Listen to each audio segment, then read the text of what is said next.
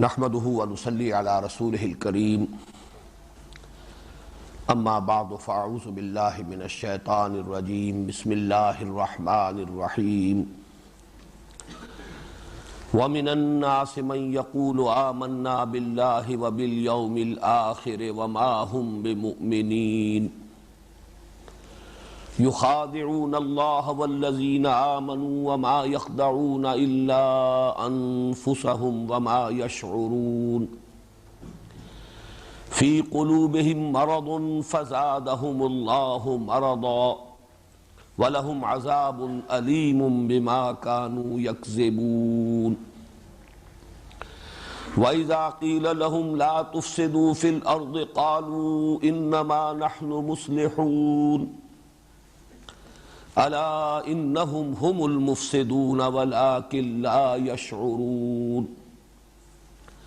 وإذا قيل لهم آمنوا كما آمن الناس قالوا أنؤمن كما آمن السفهاء ألا إنهم هم السفهاء ولكن لا يعلمون وإذا لقوا الذين آمنوا قالوا آمنا وإذا خلوا إلى شياطينهم قالوا إنا معكم إنما نحن مستهزئون الله يستهزئ بهم ويمدهم في طغيانهم يعمهون أولئك الذين اشتروا الضلالة بالهدى فما ربحت تجارتهم وما كانوا مهتدين صدق الله العظيم رب اشرح لي صدري ويسر لي أمري واحلل عقدة من لساني يفقهوا قولي اللهم ربنا ألهمنا رشدنا وأعذنا من شرور أنفسنا اللهم أرنا الحق حقا وارزقنا اتباعه وأرنا الباطل باطلا وارزقنا اجتنابه اللهم ارحمنا بالقرآن العظيم واجعله لنا إماما ونورا وهدى ورحمة اللهم ذكرنا منه ما نسينا وعلمنا منه ما جهلنا وارزقنا تلاوته آناء الليل وآناء النهار واجعله لنا حجة يا رب العالمين آمین۔ گزشتہ ہفتے ہم نے سورہ بقرہ کے پہلے رکوع کا مطالعہ مکمل کر لیا تھا، لیکن اس کے سلسلے کا ایک قرض مجھے ابھی ادا کرنا ہے۔ میں نے سورہ بقرہ کے پہلے رکوع کے مضامین کی ایک نظیر کے طور پر یا اس کے مثنیٰ کے طور پر سورہ یاسین کے پہلی رکوع کی آیات آپ کے سامنے رکھی تھی اور ان کا تقابلی مطالعہ کیا تھا، اس لیے کہ جو الفاظ سورہ بقرہ کے پہلے رکوع میں آئے ہیں سواء علیہم انذرتہم ام لم تنذرہم لا یؤمنون، بعین ہی یہی الفاظ سورہ یاسین میں بھی آئے ہیں۔ اس اعتبار سے ان دونوں مقامات میں باہم بڑی مشابہت ہے۔ پھر جیسے سورہ بقرہ کے شروع میں یؤمنون بالغیب، اور میں نے عرض کیا تھا کہ ایک رائے یہ ہے کہ یہ بات ظرف کی ہے، غیب میں رہتے ہوئے ایمان لانا، اس کی بھی مثال وہاں موجود ہے۔ وَخَشِيَ الرَّحْمَانَ بِالْغَیب، وہ لوگ کہ جو رحمان سے خوف رکھتے ہیں،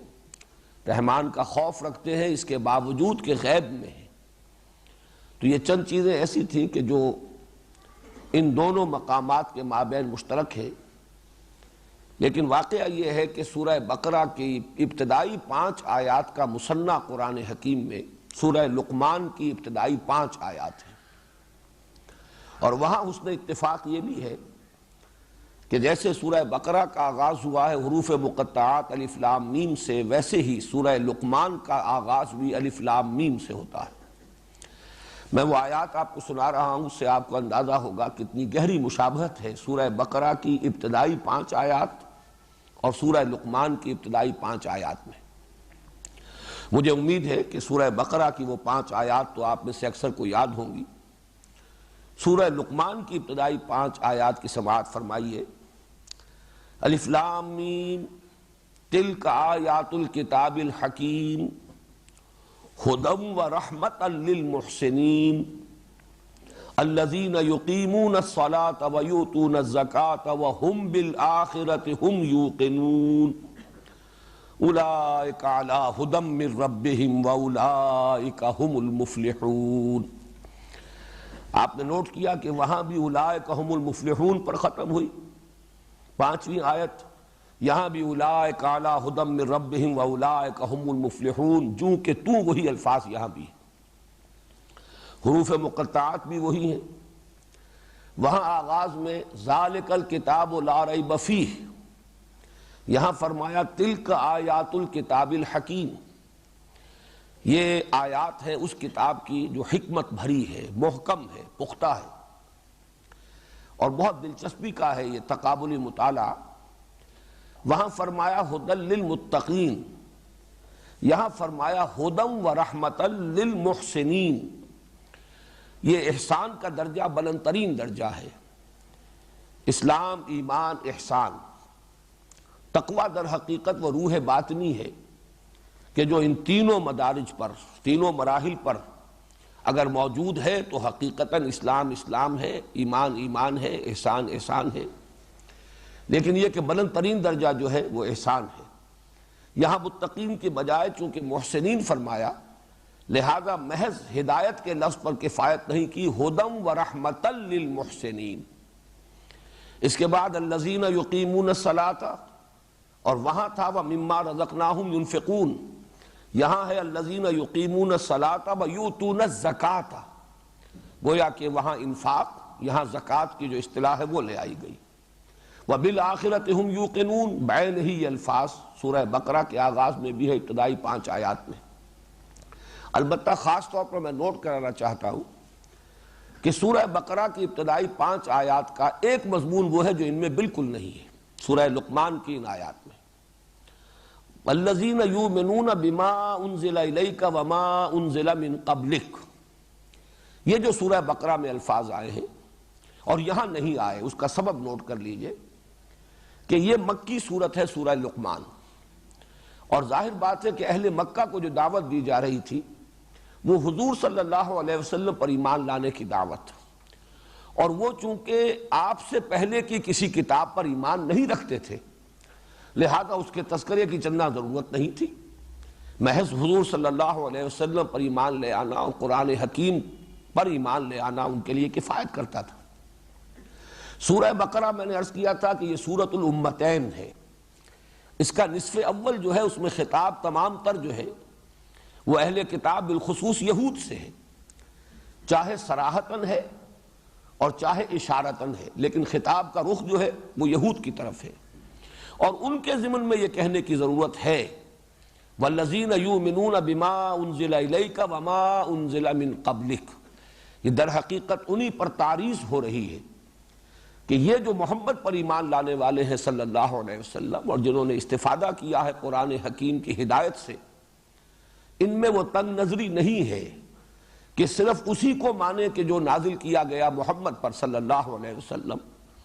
بلکہ پوری وسعت قلب کے ساتھ وہ ایمان رکھتے ہیں اس تمام کتابوں پر جو حضور صلی اللہ علیہ وسلم سے پہلے نازل ہوئی۔ میں پھر عرض کر رہا ہوں کہ اس میں تعریض ہے یہود پر کہ تمہارے اندر وہ تنگ نظری ہے، وہ تعصب ہے، تم اس تنگ دلی میں گرفتار ہو کہ تم صرف اپنی کتاب کو ماننے پر اکتفا کر رہے ہو اور قرآن مجید پر ایمان نہیں لا رہے۔ تو یہ مدنی اور مکی صورت ہونے کے اعتبار سے کہ سورہ بقرہ مدنی صورت ہے، سورہ لقمان مکی صورت ہے، اس اعتبار سے آپ نے یہ فرق نوٹ کیا کہ یہاں وہ مضمون نہیں ہے سورہ لقمان میں کہ والذین یؤمنون بما انزل الیک وما انزل من قبلک، اور یہاں میں چاہتا ہوں کہ آج کا جو ہمارا سبق ہے اس کے اعتبار سے بھی یہ بات اہم ہے کہ نوٹ کر لیں کہ یہ پہلے 4 رکوع جو ہیں جن میں کہیں صراحتاً خطاب نہیں ہے بنی اسرائیل سے، ان میں بھی اصلاً روح سخن انہی کی طرف ہے۔ پورا نصف اول جو ہے 18ویں رکوع تک، ان میں سے صرف 10 رکوع درمیانی وہ ہیں جو شروع میں عرض کر چکا ہوں جن میں براہ راست خطاب ہے، یا بنی اسرائیل اذکروا نعمتی التی انعمت علیکم واوفوا بعہدی اوف بعہدکم، یہاں سے بات شروع ہوئی اور 15ویں رکوع تک مسلسل وہ گفتگو چلی ہے۔ لیکن پہلے 4 رکوع اور اس کے بعد کے 4 رکوعوں میں چاہے صراحتاً خطاب نہیں ہے یہود سے یا بنی اسرائیل سے، لیکن یہاں بھی روئے سخن انہی کی طرف ہے۔ اب آئیے آج ہم سورہ بقرہ کے دوسرے رکوع کا مطالعہ شروع کر رہے ہیں۔ یہ رکوع خاصا طویل ہے۔ ارادہ تو یہ ہے کہ آج اور کل میں ہم اس کا مطالعہ مکمل کر لیں، لیکن بہرحال جیسا کہ اس سے پہلے بھی میں عرض کرتا رہا ہوں، انسان صرف ارادہ کر سکتا ہے، اس کی تکمیل اللہ کے ہاتھ میں ہے۔ میری پوری کوشش ہوگی کہ زیادہ تفصیلات میں نہ جاؤں اور 2 دنوں میں اس رکوع کا مطالعہ میں مکمل کر لوں۔ لیکن یہ کہ آج میں ذرا اپنے درس کے انداز میں یہ تبدیلی لا رہا ہوں کہ پہلے یہ 9 آیات، 13 آیات میں سے میں نے 9 آیات ابھی تلاوت کی ہیں، پہلے ان کا ایک رواں ترجمہ ہم کر لیں تاکہ اندازہ ہو جائے کہ اس میں مضامین کیا آ رہے ہیں۔ پھر کچھ گفتگو تمہیدی کرنی ہوگی، اور اس میں ایک اہم مسئلہ ہے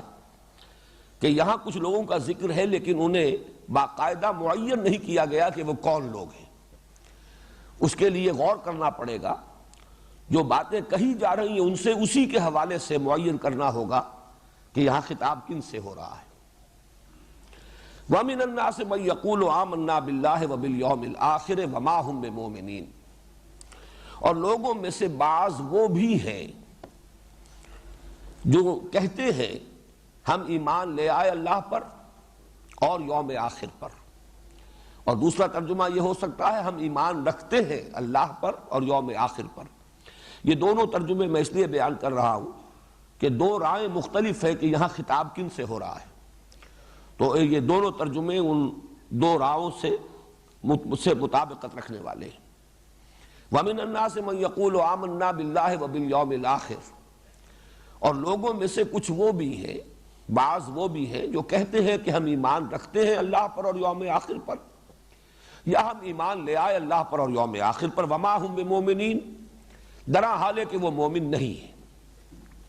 یخادعون اللہ والذین آمنوا، وہ دھوکہ دینے کی کوشش کر رہے ہیں اللہ کو اور اہل ایمان کو۔ وما یخدعون الا انفسہم، اور نہیں دھوکہ دے رہے مگر صرف اپنے آپ کو۔ وما یشعرون، لیکن انہیں اس کا شعور نہیں ہے، یا لیکن وہ غور نہیں کرتے۔ یہ بھی 2 تراجم ہیں مختلف۔ فی قلوبہم مرض، ان کے دلوں میں ایک روگ ہے یا روگ تھا۔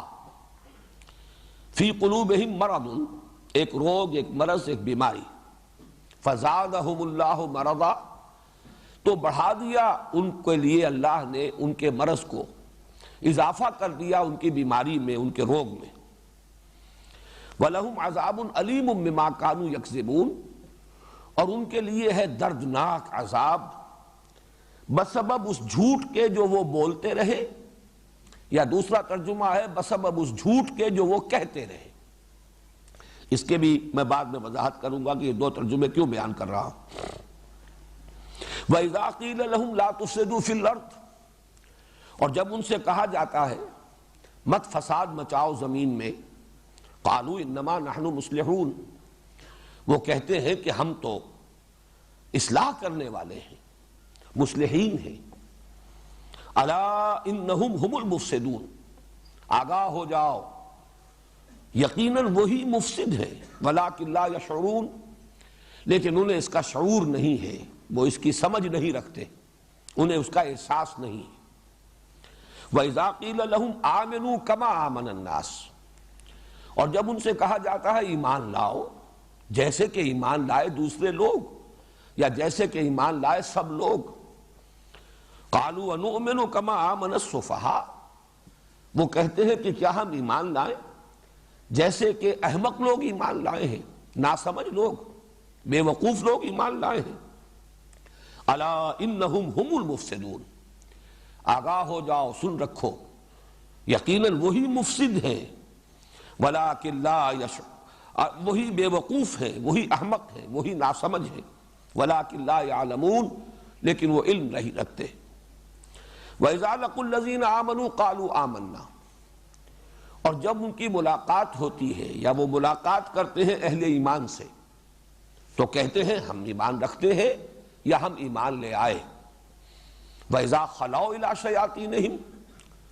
اور جب وہ علیحدہ ہوتے ہیں اپنے ان شیطانوں اور سرداروں کی مجلسوں میں، قالوا انا معکم، تو وہ کہتے ہیں ہم تو آپ ہی کے ساتھ ہیں، انما نحن مستہزئون، ہم تو صرف استہزاء کر رہے ہیں، مذاق کر رہے ہیں، تمسخر کر رہے ہیں۔ اللہ یستہزئ بہم، حقیقت یہ ہے کہ اللہ ان سے مذاق کر رہا ہے، یا اللہ ان کا مذاق اڑا رہا ہے۔ وَيَمُدُّهُمْ فِي طُغْيَانِهِمْ يَعْمَهُونَ، اور ان کو ڈھیل دے رہا ہے، ان کی رسی دراز کر رہا ہے کہ وہ اپنی سرکشی میں، اپنی نافرمانی میں بڑھتے چلے جا رہے ہیں، اندھے ہو کر، بغیر بصیرت کے، اندھے بہرے ہو کر۔ ویسے اس کا مفہوم تفصیل سے میں بعد میں عرض کروں گا۔ اولئک الذین اشتروا الضلالۃ بالہدی، یہ ہے وہ لوگ کہ جنہوں نے ہدایت کے بدلے، ہدایت کے عوض ضلالت اور گمراہی خرید لی۔ فما ربحت تجارتہم، تو نہ مفید ہوئی ان کے حق میں ان کی یہ تجارت، ان کا یہ سودا، نہ مفید اور نفع بخش ہوا ان کے لیے یہ سودا۔ فما ربحت تجارتہم وما کانوا مہتدین، اور نہ ہی ہوئے وہ ہدایت پانے والے۔ اللہم ربنا لا تجعلنا منہم، اللہم ربنا لا تجعلنا منہم، اللہم ربنا لا تجعلنا معہم۔ ان آیات کے بارے میں جو تمہیدی گفتگو مجھے عرض کرنی ہے وہ یہ ہے کہ تقریباً تمام مفسرین نے ان کا مصداق منافقین کو قرار دیا ہے۔ گویا کہ سورہ بقرہ کے پہلے رکوع میں دو گروہوں کی طرف اشارہ کر دیا گیا، ایک مومنین صادقین جنہوں نے قرآن حکیم کی ہدایت سے کما حقہ استفادہ کیا، اولئک علی ھدی من ربہم، یہ موجود ہے تمہارے سامنے، جیسے کہ میں نے عرض کیا تھا کہ درخت کو اس کے پھل سے پہچانا جاتا ہے۔ ہدایت قرآنی کے نتائج اور ثمرات تمہارے سامنے ہیں، دیکھ لو ابو بکر کو، دیکھ لو عمر کو، حمزہ کو، ابو عبیدہ بن الجراح کو، طلحہ کو، زبیر کو، مصعب بن عمیر کو، یہ جماعت ہے۔ اولئک علی ھدی من ربہم واولئک ھم المفلحون۔ دوسرا وہ گروہ، اور یہ میں عرض کر چکا ہوں کہ اگرچہ وہاں الفاظ عام ہیں ان الذین کفروا، لیکن اس سے مراد خاص ہے، یعنی کفار قریش اور بالخصوص ان کے سردار جو کفر پر اڑ گئے تھے، تعصب کی بنا پر، تکبر کی بنا پر، حسد کی بنا پر، اور شقاق میں مبتلا ہو گئے تھے، زدم زدہ میں۔ ان کے بارے میں فرما دیا گیا کہ اے نبی آپ خواہ انہیں کتنا ہی سمجھائیں، سواء علیہم انذرتہم ام لم تنذرہم لا یؤمنون۔ اس میں اشارہ ہو گیا ابو جہل کی طرف، ابو لہب کی طرف وغیرہ۔ اب ایک بین کی جماعت ہے، مومنین صادقین، اور کھلم کھلا جو معاندین ہیں، دشمن ہیں، مخالفین ہیں، کھلم کھلا ان کے بین کی ایک جماعت ہے، اور ہم سب جانتے ہیں کہ ان کے لیے نام ہے، اصطلاحی نام ہے منافق۔ تو محسوس ایسا ہوتا ہے کہ یہ سارا بیان، اگرچہ یہاں لفظ منافق کہیں نہیں آیا، نفاق کا لفظ بھی کہیں نہیں آیا، لیکن یہ کہ اس پر تقریباً اجماع ہے، اس لیے کہ امام راضی رحمۃ اللہ علیہ نے تو اجماع کا لفظ استعمال کیا، اجماع المفسرون، اس پر اجماع ہے تمام مفسرین کا کہ یہ یہاں مراد جو ہے منافق ہیں۔ اور ظاہر بات ہے کہ یہ جو ترجمہ آپ کے سامنے آیا ہے، یہ ترجمہ خود بھی بول رہا ہے، بغیر نام لیے گویا کہ اشارہ ہو رہا ہے کہ کن لوگوں کے بارے میں گفتگو ہو رہی ہے، یہ کن کی صفات ہیں، کن کے خصائص ہیں، کن کا یہ طرز عمل ہے، کن کے یہ اقوال ہیں جو نقل کیے جا رہے ہیں۔ لیکن ایک رائے جو اگرچہ منفرد ہے، مولانا امین حسن اصلاحی صاحب نے پیش کی ہے، چونکہ مجھے اس میں بھی کچھ وزن نظر آتا ہے، اس لیے میں اس وقت آپ کے سامنے وہ رائے بھی پیش کر رہا ہوں۔ ان کی رائے یہ ہے کہ در حقیقت ان آیات میں تذکرہ ہے یہود کا، یہود کے بالخصوص علماء، یہ ان کی تصویر ہے جو ان الفاظ کے اندر کھینچی گئی ہے۔ اس میں چونکہ ایک تو وہ بات کہ سورہ بقرہ میں، باقی پوری سورت کو آپ کھنگال جائیے، منافقین کا تذکرہ کہیں نہیں آ رہا، لفظ نفاق کہیں نہیں آیا، لفظ منافق کہیں نہیں آیا۔ یہ تو سورہ آل عمران میں آئے گا، یا پھر بڑے شرح و بسط کے ساتھ یہ مرض نفاق جو ہے اس پر گفتگو ہوئی ہے سورہ نساء میں، اور پھر سب سے زیادہ پھر سورہ توبہ میں۔ اس کے علاوہ بھی مدنی صورتیں جو بات کی ہیں ان میں یہ لفظ موجود ہے اور ان کی صفات بیان کی گئی. لیکن اس سورہ مبارکہ میں جو خطاب ہے وہ یا تو یہود سے ہے، جیسا کہ میں نے عرض کیا، میں نے تو اس کے لیے ایک نام تجویز کیا ہے، سورۃ الامتین، یہ دو امتوں کی صورت ہے. نصف اول میں تمام تر خطاب یہود سے ہے، نصف ثانی میں تمام تر خطاب اہل ایمان سے ہے، مسلمانوں سے. اس سے گویا کہ اس بات کی زیادہ مناسبت ہے کہ یہاں بھی اشارہ یہود کی طرف کیا جا رہا ہو. ایک بڑی دلیل بھی اس میں مضمر ہے، اس لیے کہ ان کا جو دعویٰ ہے وَمِنَ النَّاسِ مَن يَقُولُ آمَنَّا بِاللَّهِ وَبِالْيَوْمِ الْآخِرِ، یہاں ان کا دعویٰ جو ہے حضور پر ایمان لانے کا دعویٰ ہی نہیں ہے. ان کا دعویٰ جو نقل کیا گیا ہے وہ یہ ہے کہ ہم ایمان رکھتے ہیں اللہ پر اور یوم آخر پر. یہاں ان کی صراحت کے ساتھ حضور پر ایمان لانے کی بات نہیں کی گئی، جبکہ منافقین کے بارے میں ہمیں معلوم ہے کہ وہ پورے شد و بد کے ساتھ کہتے تھے. جیسے کہ سورہ منافقون جو 28ویں پارے میں ہے اس کی تو پہلی آیت ہی یہ ہے،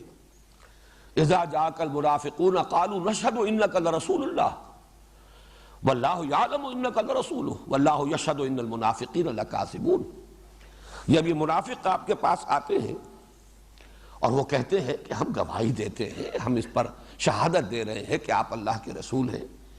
اور اللہ سے بڑھ کر کس کو معلوم ہوگا کہ آپ اس کے رسول ہیں، لیکن اللہ گواہی دیتا ہے کہ یہ جھوٹ بول رہے ہیں، جھوٹ کہہ رہے ہیں. ان کا جو دعویٰ ہی دعویٰ ہے، آپ کی رسالت پر حقیقتاً انہیں ایمان حاصل نہیں، لیکن دعویٰ تو ہے. قالوا نشہد انک لرسول اللہ. تو اس اعتبار سے واقعہ یہ ہے کہ بات میں وزن نظر آتا ہے،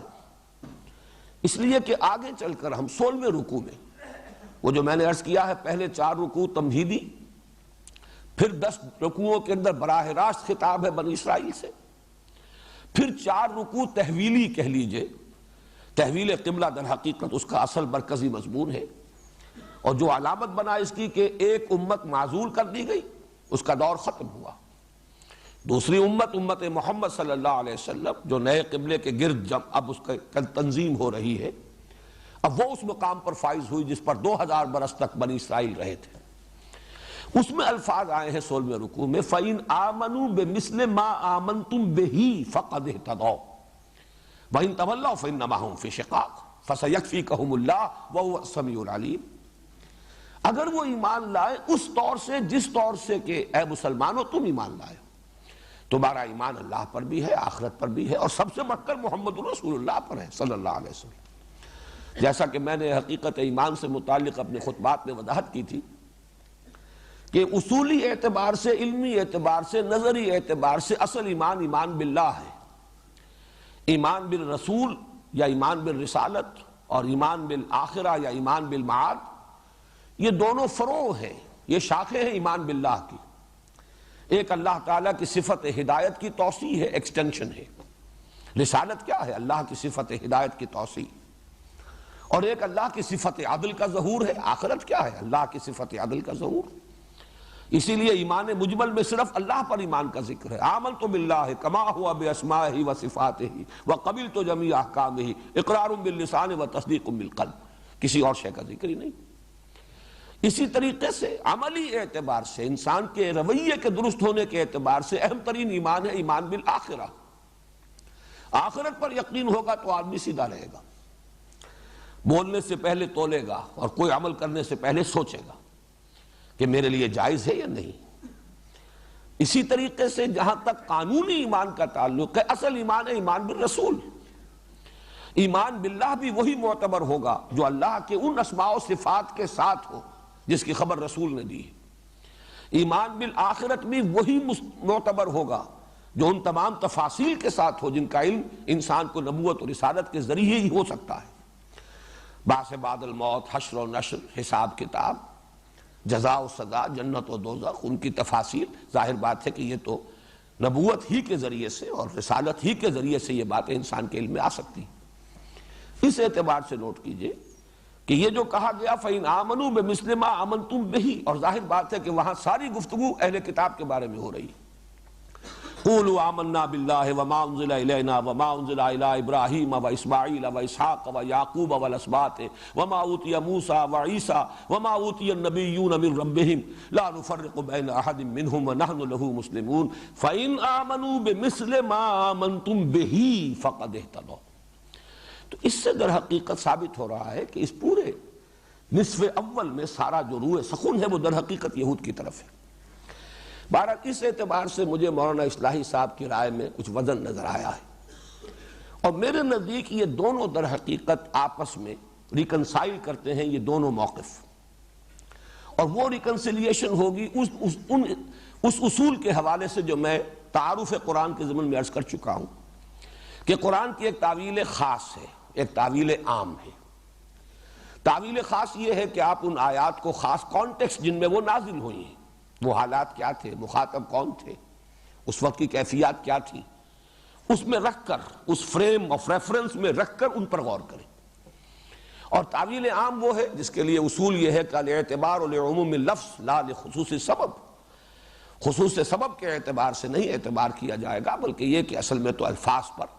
ان کے عموم کو پیش نظر رکھ کر تعویل جو ہے ابد الآباد تک کے لیے قرآن مجید اگر ہدایت نامہ ہے تو اس سے ہٹ کر بھی اس کے جو عموم لفظی ہے اس کے حوالے سے اس کے مفہوم کو سمجھا جائے گا۔ تو واقعہ یہ ہے کہ تعویل عام کے اعتبار سے یہ آیات 100% منطبق ہوتی ہیں منافقین پر، لیکن تعویل خاص کے اعتبار سے ان کا انطباق زیادہ یہود پر ہے، اس لیے کہ نفاق کا تو پودا ابھی بالکل شروع ہی میں تھا۔ اگر یہ بات صحیح ہے جس پر تقریباً اجماع ہے کہ یہ سورہ مبارکہ سورہ بقرہ نازل ہوئی ہے ہجرت کے فوراً بعد، جستا جستا، لیکن زمانہ نزول جو ہے چند استثناءات کو چھوڑ کر تقریباً پوری صورت نازل ہوئی ہے ہجرت کے فوراً بعد سے لے کر غزوہ بدر سے متصلاً قبل تک۔ اس وقت تک ابھی نفاق جو ہے وہ بالکل ابتدائی سٹیج میں تھا، جو مدینے میں نفاق ظاہر ہوا یہ میں بعد میں عرض کروں گا۔ ایک مکی دور کا نفاق تھا، ایک خاص مدنی دور کا نفاق ہے، ان میں ذرا فرق ہے، وہ بعد میں انشاءاللہ میں وضاحت کر دوں گا۔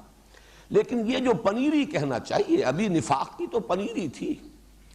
لیکن اگر ہم اس کو ذہن میں رکھیں کہ یہ نفاق کی پنیری جو تھی، یہ انڈر گروتھ، یہ در حقیقت یہود ہی کے زیر اثر تھی۔ اصل وہ تناور درخت جو تھے وہ علماء یہود تھے کہ جن کا بڑا اثر تھا مدینے کے معاشرے پر، ان کے علم کا، ان کے تدین کا، کہ ان کے پاس ایک شریعت ہے، یہ مہذب لوگ ہیں، یہ متمدن لوگ ہیں، ان کے ہاں قاضی ہیں، ان کا ایک قانون ہے، ان کے ہاں فیصلے ہوتے ہیں، یہ صاحب کتاب ہیں، صاحب علم ہے۔ تو اوس اور خزرج کے لوگوں پر ان کا بڑا رعب تھا، اور اسی رعب کی وجہ سے اوس اور خزرج کے لوگ ان کے زیر اثر تھے۔ چاہے سیاسی اعتبار سے یہود دبے ہوئے تھے بمقابلہ اوس اور خزرج کے، اور وہ یہی کہا کرتے تھے کہ آخری نبی کے ظہور کا وقت اب ہو رہا ہے، قریب ہے، جب وہ آئیں گے ان کے ساتھ ہو کر جب ہم تم سے مقابلہ کریں گے تو اے مدینے کے رہنے والوں، اوسی اور خزرجیوں، تم ہمارا مقابلہ نہیں کر سکو گے، ہم پر غالب نہیں آ سکو گے۔ لیکن یہ کہ تمدنی اعتبار سے، علمی اعتبار سے، تہذیبی اعتبار سے غلبہ یہود کا تھا۔ تو یہ دونوں ایک اعتبار سے ایک ہی شے ہیں، ایک ہی تصویر کے دو رخ ہیں۔ قرآن مجید نے جو بہت ہی یوں سمجھئے کہ حکمت یہاں اختیار فرمائی ہے وہ یہ ہے کہ نام لیے بغیر خصائص بیان کر دیے، جس کو بھی یہ فٹ بیٹھ جائے۔ ایک دروں بینی کی دعوت دی جا رہی ہے کہ ہر شخص اپنا جائزہ لے، جیسا کہ حضور صلی اللہ علیہ وسلم کا بڑا حکیمانہ طرز عمل تھا کہ آپ اگر کچھ معین لوگوں پر تنقید بھی فرمانا چاہتے تھے تو عموم کے الفاظ میں، کیا ہو گیا ہے قوم کو، کیا ہو گیا لوگوں کو کہ ایسا اور ایسا کر رہے ہیں، بجائے اس کے کہ معین کر دیا جائے کہ فلاں شخص نے یہ کیا، غلط حرکت کی ہے، اسے ایسا نہیں کرنا چاہیے۔ اس میں ظاہر بات ہے جب نشاندہی ہو جاتی ہے تو کچھ زدم زدہ کا پیدا ہونا جو ہے اس کا بھی اندیشہ ہے، کچھ ہردرمی پیدا ہو جاتی ہے کہ اب رسوائی تو ہو ہی گئی، اب ظاہر بات ہے کہ اب آدمی اس کے اندر پھر اور آگے نکل جاتا ہے، ایک طرح کی ڈھٹائی پیدا ہو جاتی ہے۔ اس کی بجائے بہتر یہ ہے جب تک کہ اصلاح کی توقع ہو اس وقت تک ننگا نہ کیا جائے، بلکہ یہ کہ ڈھکے چھپے انداز میں بات کی جائے کہ نشاندہی بھی ہو جائے، تاکہ جس کے اندر بھی اصلاح پذیری کا کوئی مادہ ہے وہ خود اپنے گریبان میں جھانکے۔ وَمِنَ النَّاسِ، لوگ ہیں ایسے کچھ کر رہے ہیں کہ لوگوں کو کیا ہو گیا، مَا بَالَ قَوْمٍ، لوگوں کا کیا حال ہے یہ کہ فلاں فلاں یفعلون کذا و کذا، یہ کام کر رہے ہیں۔ تو یہ سمجھتا ہوں میں کہ نہایت حکیمانہ انداز ہے، اور حضور صلی اللہ علیہ وسلم کا وہ انداز اور قرآن حکیم کا یہاں انداز۔ بلکہ میں نے اس سے پہلے بھی عرض کیا، جب بھی یہ مقام میں پڑھتا ہوں تو مجھے یاد آ جاتا ہے، یہ پری پارٹیشن دور کی بات کر رہا ہوں۔ دہلی میں کناٹ پلیس ایک بڑی اہم جگہ ہے، نئی دہلی میں بڑی مارکیٹ ہوا کرتی تھی ایک زمانے میں، اب تو ظاہر بات ہے اور مارکیٹیں اس سے بھی کہیں آگے بن گئیں، اگرچہ بڑی وہ گنجان جگہ ہے اور بہت مرکزی مقام ہے۔ مجھے یاد ہے یہ اپنے اسکول ڈیز کا واقعہ، جب ہم جایا کرتے تھے دہلی تو وہاں ایک جوتوں کی دکان تھی، اور اس دکان پر ایک بہت بڑا بوٹ، کئی فٹ لمبا بوٹ لٹکا ہوا تھا اس کے ایک علامت کے طور پر، اور بڑا پیارا جملہ انگریزی کا لکھا ہوا تھا، free to home it fits, لے جائے جس کے پاؤں میں یہ فٹ آ جائے وہ لے جائے، مفت۔ تو یہ گویا کہ ایک بڑا خوبصورت انداز تھا ان کا پبلسٹی کا۔ تو یہاں بھی قرآن مجید نے کردار کشی کر دی ہے، ایک نقشہ کھینچ دیا ہے، free to home it fits. اب ہر شخص جو ہے وہ جائزہ لے لے کہ کہیں یہ اوصاف اس میں تو نہیں ہے، یہ خصائص اس میں تو نہیں ہے، یہی صفات جو ہے کہیں اس کے اندر تو موجود نہیں ہے، تاکہ اگر اس میں اصلاح پذیری کا مادہ ہے، ایک تو یہ ہے کہ جو اس حد سے گزر گئے، ایک تو وہ انتہا ہے کہ ختم اللہ علی قلوبہم وعلی سمعہم وعلی ابصارہم غشاوہ ولہم عذاب عظیم، اور سواء علیہم انذرتہم ام لم تنذرہم لا یؤمنون۔ جو اس حد کو پہنچ گئے ان کا معاملہ جدا ہے، لیکن جن میں کوئی اصلاح پذیری کی گنجائش ہے، مادہ موجود ہے، وہ پھر دروں بینی کریں، اپنے گریبانوں میں جھانکیں۔ اس اعتبار سے میرے نزدیک دونوں باتیں صحیح ہیں۔ تعویل خاص اس صورت کا ایک خاص کانٹیکسٹ جس زمانے میں یہ نازل ہوئی، روح سخن تمام تر نصف اول میں جن کی جانب ہے، اس کے اعتبار سے دیکھیں تو یہاں مخاطب جو ہے یا جن کی طرف اشارہ کیا جا رہا ہے مشار الیہ، یہ یہود ہیں، بالخصوص ان کے علماء۔ اور اگر اس کے عموم کو لیں، عموم لفظ کو اگر سامنے رکھیں ابد الآباد تک کے لیے، تو واقعہ یہ ہے کہ یہ بھی نوٹ کر لیجئے، 2 منٹ اس میں بھی میں لگا لوں، کہ کسی بھی نئی دعوت کے رد عمل میں، بالخصوص جب کہ وہ دعوت انقلابی ہو، تو 3 طرز عمل لازماً پیدا ہوں گے،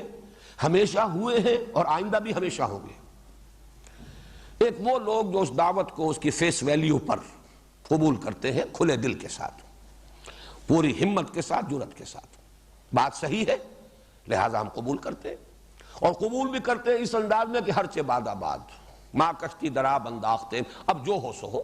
اس لیے کہ نئی دعوت جب بھی آئے گی، جو انہیں قبول کرے گا وہ اپنے پرانے معاشرے سے کٹے گا، کچھ ترک و اختیار کا معاملہ ہوگا، نئی باتیں اسے قبول کرنی ہوگی، پرانی چھوڑنی ہوگی، اس کے بنا پر ایک تصادم ہوگا، کشمکش ہوگی، کشاکش ہوگی، یہ سارے مسائل آئیں گے۔ یہ تصادم جو ہے کبھی پیسیو بھی ہو سکتا ہے، کبھی ایکٹیو بھی ہو سکتا ہے، اس میں جان کے لالے بھی پڑ سکتے ہیں،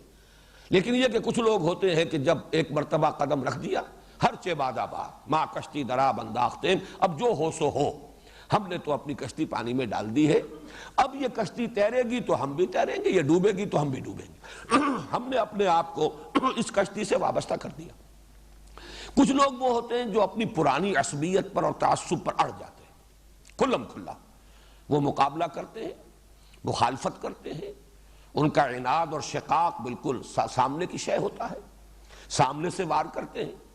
راستہ روکنے کی ہر ممکن کوشش کرتے ہیں۔ یہ دوسرا طرز عمل، یہ دوسرا رد عمل لازماً ہوگا۔ جن کے اندر سابقہ جو بھی عقائد ہیں، نظریات ہیں، ان کے ساتھ عصبیت ہے، پختگی کے ساتھ وہ اس پر جم جاتے ہیں، نئی بات کی مخالفت کریں گے۔ ایک بین تیسرا طبقہ بھی ہوتا ہے، انہیں نئی بات اچھی تو لگتی ہے، لیکن اچھی بات کو قبول کر کے اب اس کے نتیجے میں جو وہ کشاکش پیدا ہوئی، اب کچھ چھوڑنا پڑ رہا ہے، کچھ نئی چیزیں اختیار کرنی پڑ رہی ہیں، پرانی دوستیاں ٹوٹ رہی ہیں، پرانی رشتہ داریاں ختم ہو رہی ہیں، گھروں میں اب کشاکش شروع ہو گئی ہے، تصادم ہے، اس میں وہ ثابت قدم نہیں رہ پاتے اور وہ مذبذب ہو کر رہ جاتے ہیں۔ لا الہ ہؤلاء ولا الہ ہؤلاء مذبذبین بین ذلک، وہ ان دونوں طبقات کے مابین مذبذب ہو کر رہ جاتے ہیں، نہ ادھر نہ ادھر۔ ان کی کوشش ہوتی ہے مصالحت کی، کسی طریقے سے یہ کشاکش جو ہے شدت اختیار نہ کرے، کسی طرح چلیے رواداری، مصالحت اور صلح کے انداز میں، صلح کل انداز یہ اختیار کیا جائے، تاکہ کوئی امتحان کا آخری مرحلہ نہ آئے کہ اب طے کرو یا ادھر یا ادھر۔ اس سے بچنے کے لیے ان کی کوشش ہوتی ہے کوئی مفاہمت ہو جائے، کچھ گیو اینڈ ٹیک ہو جائے، کچھ ادھر کی مان لی جائے، کچھ ادھر کی مان لی جائے، خام خواہ کا زیادہ تصادم اور کشاکش نہ ہو۔ اصل میں تو ان کے پیش نظر ہے اپنا تحفظ، جان و دل عزیز ہے، انہیں یہ کہ اپنے مفادات عزیز ہیں، یا یہ کہ اگر کوئی چودراہٹ ہے، کوئی منصب حاصل ہے، وہ چودراہٹ اور منصب کو چھوڑنے پر طبیعت آمادہ نہیں ہے، لیکن نام وہ لیں گے صلح کا، مصالحت کا، رواداری کا، دونوں باتیں جو ہے وہ ماننی چاہیے۔ یہ تیسرا طبقہ جو ہے ہر دور میں رہا ہے، اور ہمیشہ جب بھی کسی معاشرے میں کوئی نئی دعوت سامنے آئے گی، بالخصوص جو انقلابی ہو، یعنی ایک ایسی دعوت بھی ہو سکتی ہے جو صرف ایک علمی اور فکری ایک خیال ہے، ایک نظریہ ہے، جس کا اس ملک میں، اس علاقے میں جو نظام قائم ہے اس پر کوئی اثر نہیں پڑتا، وہ ایک طرح کا کلٹ ہے، وہ ایک طرح کا نظریاتی سا بس معاملہ ہے، اسکول آف تھاٹ ہے۔ لیکن ایک یہ ہے کہ جس سے کہ نظام پر زد پڑ رہی ہو، نظام کہنا کے پاس بانو، یہ معرض انقلاب میں ہے۔ جب انقلابی دعوت آتی ہے تو وہاں ظاہر بات ہے کہ کشاکش شدید ہوگی، پولرائزیشن کہہ لیجئے، وہ بہت ہی واضح ہوگا، نمایاں ہوگا۔ جیسا کہ میں نے عرض کیا، کچھ لوگ ہرچہ باد آباد کے انداز میں اس کو تسلیم کریں گے، قبول کریں گے، کچھ لوگ صریح اور کھلم کھلا مخالفت اور دشمنی پر اڑ جائیں گے، اور کچھ لوگ یہ بیچ کے طبقات میں ہوں گے۔ چنانچہ مکی دور میں بھی ایسا ہی ایک کردار ہے۔ ویسے تو ظاہر بات ہے کہ میں نے یہ اس سے پہلے آخری جو حصے کے درس میں دے چکا ہوں اور ریکارڈ ہو چکے ہیں، میں تفصیل سے بیان کیا ہے۔ ایک کردار ابو جہل کا تھا، کھلم کھلا معاند، سامنے سے حملہ کرنے والا۔ ایک کردار ابو لہب کا تھا، ہر خیر سے، ہر خوبی سے بالکل خالی۔ ایک ولید بن مغیرہ کا تھا۔ ولید بن مغیرہ جو ہے مصالحت، مفاہمت، ودو لو تدہنو فیدہنون، یہ جو سورہ نون میں آیا ہے،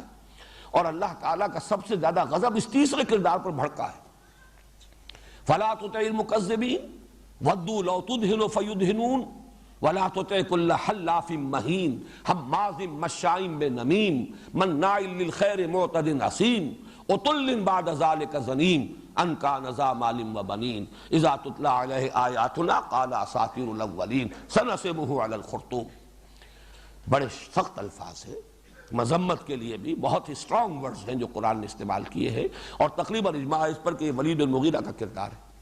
مصالحانہ، کچھ دو کچھ لو، کچھ اپنی منوالو محمد، کچھ اپنی قوم کی مان لو۔ یہ تصادم، یہ فساد، آخر اس کا کیا فائدہ ہے؟ گھر گھر جو ہے میدان جنگ کا نقشہ ہو گیا، آپس میں بھائی لڑ گئے، آپس میں اولاد اور والدین کے مابین جدائی ہو گئی ہے۔ تو یہ تیسرا کردار مکے میں بھی تھا، مصالحت کے نام پر، رواداری کے نام پر، مفاہمت کے نام پر، کچھ گیو اینڈ ٹیک کے ذریعے سے آپس میں صلح کرنے کا انداز، اور یہی پھر مدینے کے اندر بھی آیا ہے۔ اور اس میں جیسا کہ میں نے عرض کیا، اس میں یہود بھی تھے، وہ کس انداز میں تھے وہ ابھی میں عرض کروں گا، اور اس میں وہ منافقین بھی تھے۔ اور نفاق جو ہے در حقیقت مدینے میں یہ انڈر گروتھ ہے، جیسے بڑے بڑے درختوں کے نیچے گھاس اور کچھ اور پودے چھوٹے چھوٹے اگاتے ہیں، تو یہ مدینے میں جو نفاق کی فصل جو ہے اپجی ہے، تو یہ در حقیقت علماء یہود ہی کے زیر اثر، انہی کے انڈر گروتھ کی حیثیت سے۔ اب آئیے ہم اس کے ایک ایک لفظ کے حوالے سے، ایک ایک آیت کے حوالے سے بات کرتے ہیں۔ وَمِنَ النَّاسِ مَن يَقُولُ آمَنَّا بِاللَّهِ وَبِالْيَوْمِ الْآخِرِ وَمَا هُم بِمُؤْمِنِينَ۔ من تبعیضیہ ہے، لوگوں میں سے بعض ایسے بھی ہیں۔ چونکہ یہاں ناس کا لفظ پہلی مرتبہ اب آ رہا ہے قرآن حکیم میں، جو اب ہم نے دوبارہ پڑھنا شروع کیا ہے، تو اس کی بھی تھوڑی سی وضاحت میں آپ کے سامنے کر دوں۔ انس اور انسان، جس کے لیے یہ اسم جمع ہے الناس، اس کے بارے میں تین آراء ہے کہ اس کا اصل مادہ کیا ہے۔ ایک رائے یہ ہے کہ یہ نسیان سے بنا ہے، بھول جانا، اور یہ رائے حضرت ابن عباس رضی اللہ تعالی عنہما سے مروی ہے۔ سمی انسانا لأنہ عہد الیہ فنسی، یہ سورہ طٰہٰ میں ذکر موجود ہے کہ ہم نے آدم سے ایک عہد لیا تھا لیکن وہ بھول گئے، فنسی۔ تو اس سے یہ افعلان کے وزن پر انسیان اصل لفظ ہے، جس میں سے ایک یہ جو ہے درمیان میں سے حذف ہو گئی تو انسان بن گیا۔ ایک رائے یہ ہے، یہ مبالغے کا وزن ہے افعلان کے وزن پر۔ دوسری رائے یہ کہ یہ انس سے بنا ہے، انس باہمی محبت، معانست، ایک دوسرے کی طرف ایک دوسرے سے ایک قرب اور تعلق۔ انس تو یہ اردو میں عام معروف شے ہے، اور اسی سے یہ بات ذہن میں رکھیے کہ انسان کے بارے میں مانا جاتا ہے کہ یہ گریگوریس اینیمل ہے، یہ مدنی الطبع حیوان ہے، مل جل کر رہنا جو ہے آپس میں مانوس ہو کر، یہ گویا کہ اس کی طبیعت کا ایک حصہ ہے۔ تیسری رائے یہ کہ آنسا کا لفظ آتا ہے دیکھنے کے معنی میں، وآنس جانب طور الایمن نارا، حضرت موسیٰ علیہ السلام کے بارے میں آیا ہے کہ انہوں نے طور کے ایک طرف ایک جانب جو ہے آگ دیکھی، تو انہوں نے پھر اپنے اہل و عیال سے کہا کہ تم یہاں ذرا انتظار کرو، میں جاتا ہوں۔ تو آنسا تو اس کے معنی ہے دیکھنا۔ تو انسان در حقیقت بمقابلہ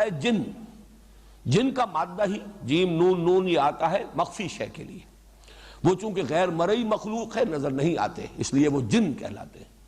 انسان اس لیے کہلاتا ہے کہ وہ مرئی ہے، نظر آتا ہے، دیکھا جا سکتا ہے۔ تو تیسری رائے یہ ہے۔ اب انس کی جمع اناسی ہے، اناسی یا کثیرہ قرآن حکیم میں ایک مقام پر آیا ہے، اور پھر اسی پر اگر الف لام لگتا ہے تو گویا کہ الاناس کے بجائے یہ الناس یہ لفظ ہے، یہ گویا کہ اس کی جو ہے اس کی لغوی بحث جو ہے وہ میں نے آپ کے سامنے پیش کر دی۔ وَمِنَ النَّاسِ، اور لوگوں میں سے کچھ ایسے بھی ہیں، من یقول آمنا باللہ وبالیوم الآخر وما ہم بمؤمنین، جو دعویٰ کرتے ہیں کہ ہم ایمان رکھتے ہیں اللہ پر اور یوم آخر پر، درحال کہ وہ مومن نہیں۔ یہ رکھتے ہیں کہ ترجمہ در حقیقت اس تعویل خاص کے اعتبار سے ہے۔ یہود کا دعویٰ یہ تھا کہ اے مسلمانوں، ہم پہلے سے مانتے ہیں اللہ کو اور اس کی توحید کو، ہم پہلے سے ایمان رکھتے ہیں آخرت پر، بعث بعد الموت پر، لہذا ہمیں مومن مانو، ہم بھی مومن ہیں۔ کوئی ضروری بات نہیں ہے محمد پر ایمان لانا صلی اللہ علیہ وسلم۔ بظاہر یہ بات بڑی مضبوط سی بھی لگتی ہے کہ اصولی باتیں تو یہی دو ہیں، باقی تو ایک شخص کا معاملہ ہے، شخص معین کو مانا جائے یا نہ مانا جائے۔ ایمانیات ثلاثہ میں سے اصولی اعتبار سے اگر غور کیا جائے، اللہ کو مان لیا جائے توحید کے ساتھ، آخرت کو مان لیا جائے، قانون مکافات و مجازات کو تسلیم کر لیا جائے، اعمال کے نتائج نکلیں گے، تو در حقیقت وہ جو ایک آیہ مبارکہ میں ہے قالوا انا للہ و انا الیہ راجعون، یہی دو ایمان ہے کہ جو جمع کیے گئے، انا للہ و انا الیہ راجعون، معلوم ہوا ایک اللہ پر ایمان اور ایک اللہ کی طرف لوٹ کر جانے پر یقین، یہ دو چیزیں ہیں اصل میں۔ باقی یہ کہ باقی چیزیں اشخاص کا معاملہ جن کی کوئی خاص اہمیت نہیں ہے۔ میں خاص طور پر اس بات کا تذکرہ اس لیے کر رہا ہوں کہ ہمارے ہاں تفسیری ایک بہت بڑا مسئلہ اور اشکال رہا ہے۔ سورہ بقرہ کی آیت نمبر 62، سورہ مائدہ کی آیت نمبر 69، ان الذین آمنوا والذین ہادوا والنصارى والصابئین من آمن باللہ والیوم الآخر وعمل صالحا فلہم اجرہم عند ربہم ولا خوف علیہم ولا ہم یحزنون۔ ان دونوں مقامات پر بھی سورہ مائدہ کی آیت نمبر 69 یہی مضمون، اور سورہ بقرہ ہی میں آگے چل کر آیت نمبر 62 آ جائے گی، وہاں پر بھی ایمان برسالت کا ذکر نہیں ہے۔ جو لوگ یہ کہتے ہیں، جو ایمان لائے، خواہ وہ محمد پر ایمان لانے والے ہیں یا وہ یہودی یا نصارہ یا صابی، جو بھی ایمان لایا اللہ پر اور یوم آخر پر اور جس نے نیک عمل کیے، تو ان کا اجر ان کے رب کے پاس محفوظ ہے، اور وہ ان کے لیے نہ کوئی حزن سے وہ دو چار ہوں گے اور نہ کوئی خوف ہے۔ تو اس پر بہت سے لوگوں نے ڈیرا لگایا ہے کہ ایمان برسالت کی ضرورت نہیں ہے۔ یہ دو مقامات ہیں جن کے اوپر ایمان باللہ اور ایمان بالآخرہ اور اس کا نتیجہ عمل صالح، یہ دونوں چیزیں اگر ہو گئی ہیں تو پھر انسان کی نجات ہو جائے گی۔ تو اس کے ڈانڈے ملتے ہیں یہود کے اس فکر کے ساتھ جو اس آیت میں آ رہا ہے، وَمِنَ النَّاسِ مَن يَقُولُ آمَنَّا بِاللَّهِ وَبِالْيَوْمِ الْآخِرِ وَمَا هُم بِمُؤْمِنِينَ۔ لوگوں میں سے کچھ وہ بھی ہیں جو کہتے ہیں، اس لیے میں نے ترجمے کیے تھے، یہ منافقین پر منطبق کی جائے آیت تو اس کا ترجمہ یوں ہوگا کہ لوگوں میں کچھ ایسے بھی ہیں جو کہتے ہیں ہم ایمان لے آئے اللہ پر اور یوم آخر پر، درحال کہ وہ ایمان نہیں لائے۔ لیکن اگر یہود کا قول، اور جیسا کہ میں نے عرض کیا زیادہ مناسبت معلوم ہو رہی ہے اس تعویل خاص کے ساتھ کہ یہود وہ حضور صلی اللہ علیہ وسلم پر ایمان نہیں لا رہے تھے، لیکن مدعی تھے کہ ہمیں بھی مومن مانو، اس لیے کہ جو اصل ایمان ہے اللہ پر ایمان اور آخرت کا ایمان، اس میں ہم تمہارے ساتھ شامل ہیں، ہمارے اور تمہارے مابین وہ قدر مشترک ہے۔ وہ آخرہ تو میں عرض کر رہا تھا کہ وَمِنَ النَّاسِ مَن يَقُولُ آمَنَّا بِاللَّهِ وَبِالْيَوْمِ الْآخِرِ وَمَا هُمْ بِمُؤْمِنِينَ، حقیقتاً وہ مومن نہیں ہے۔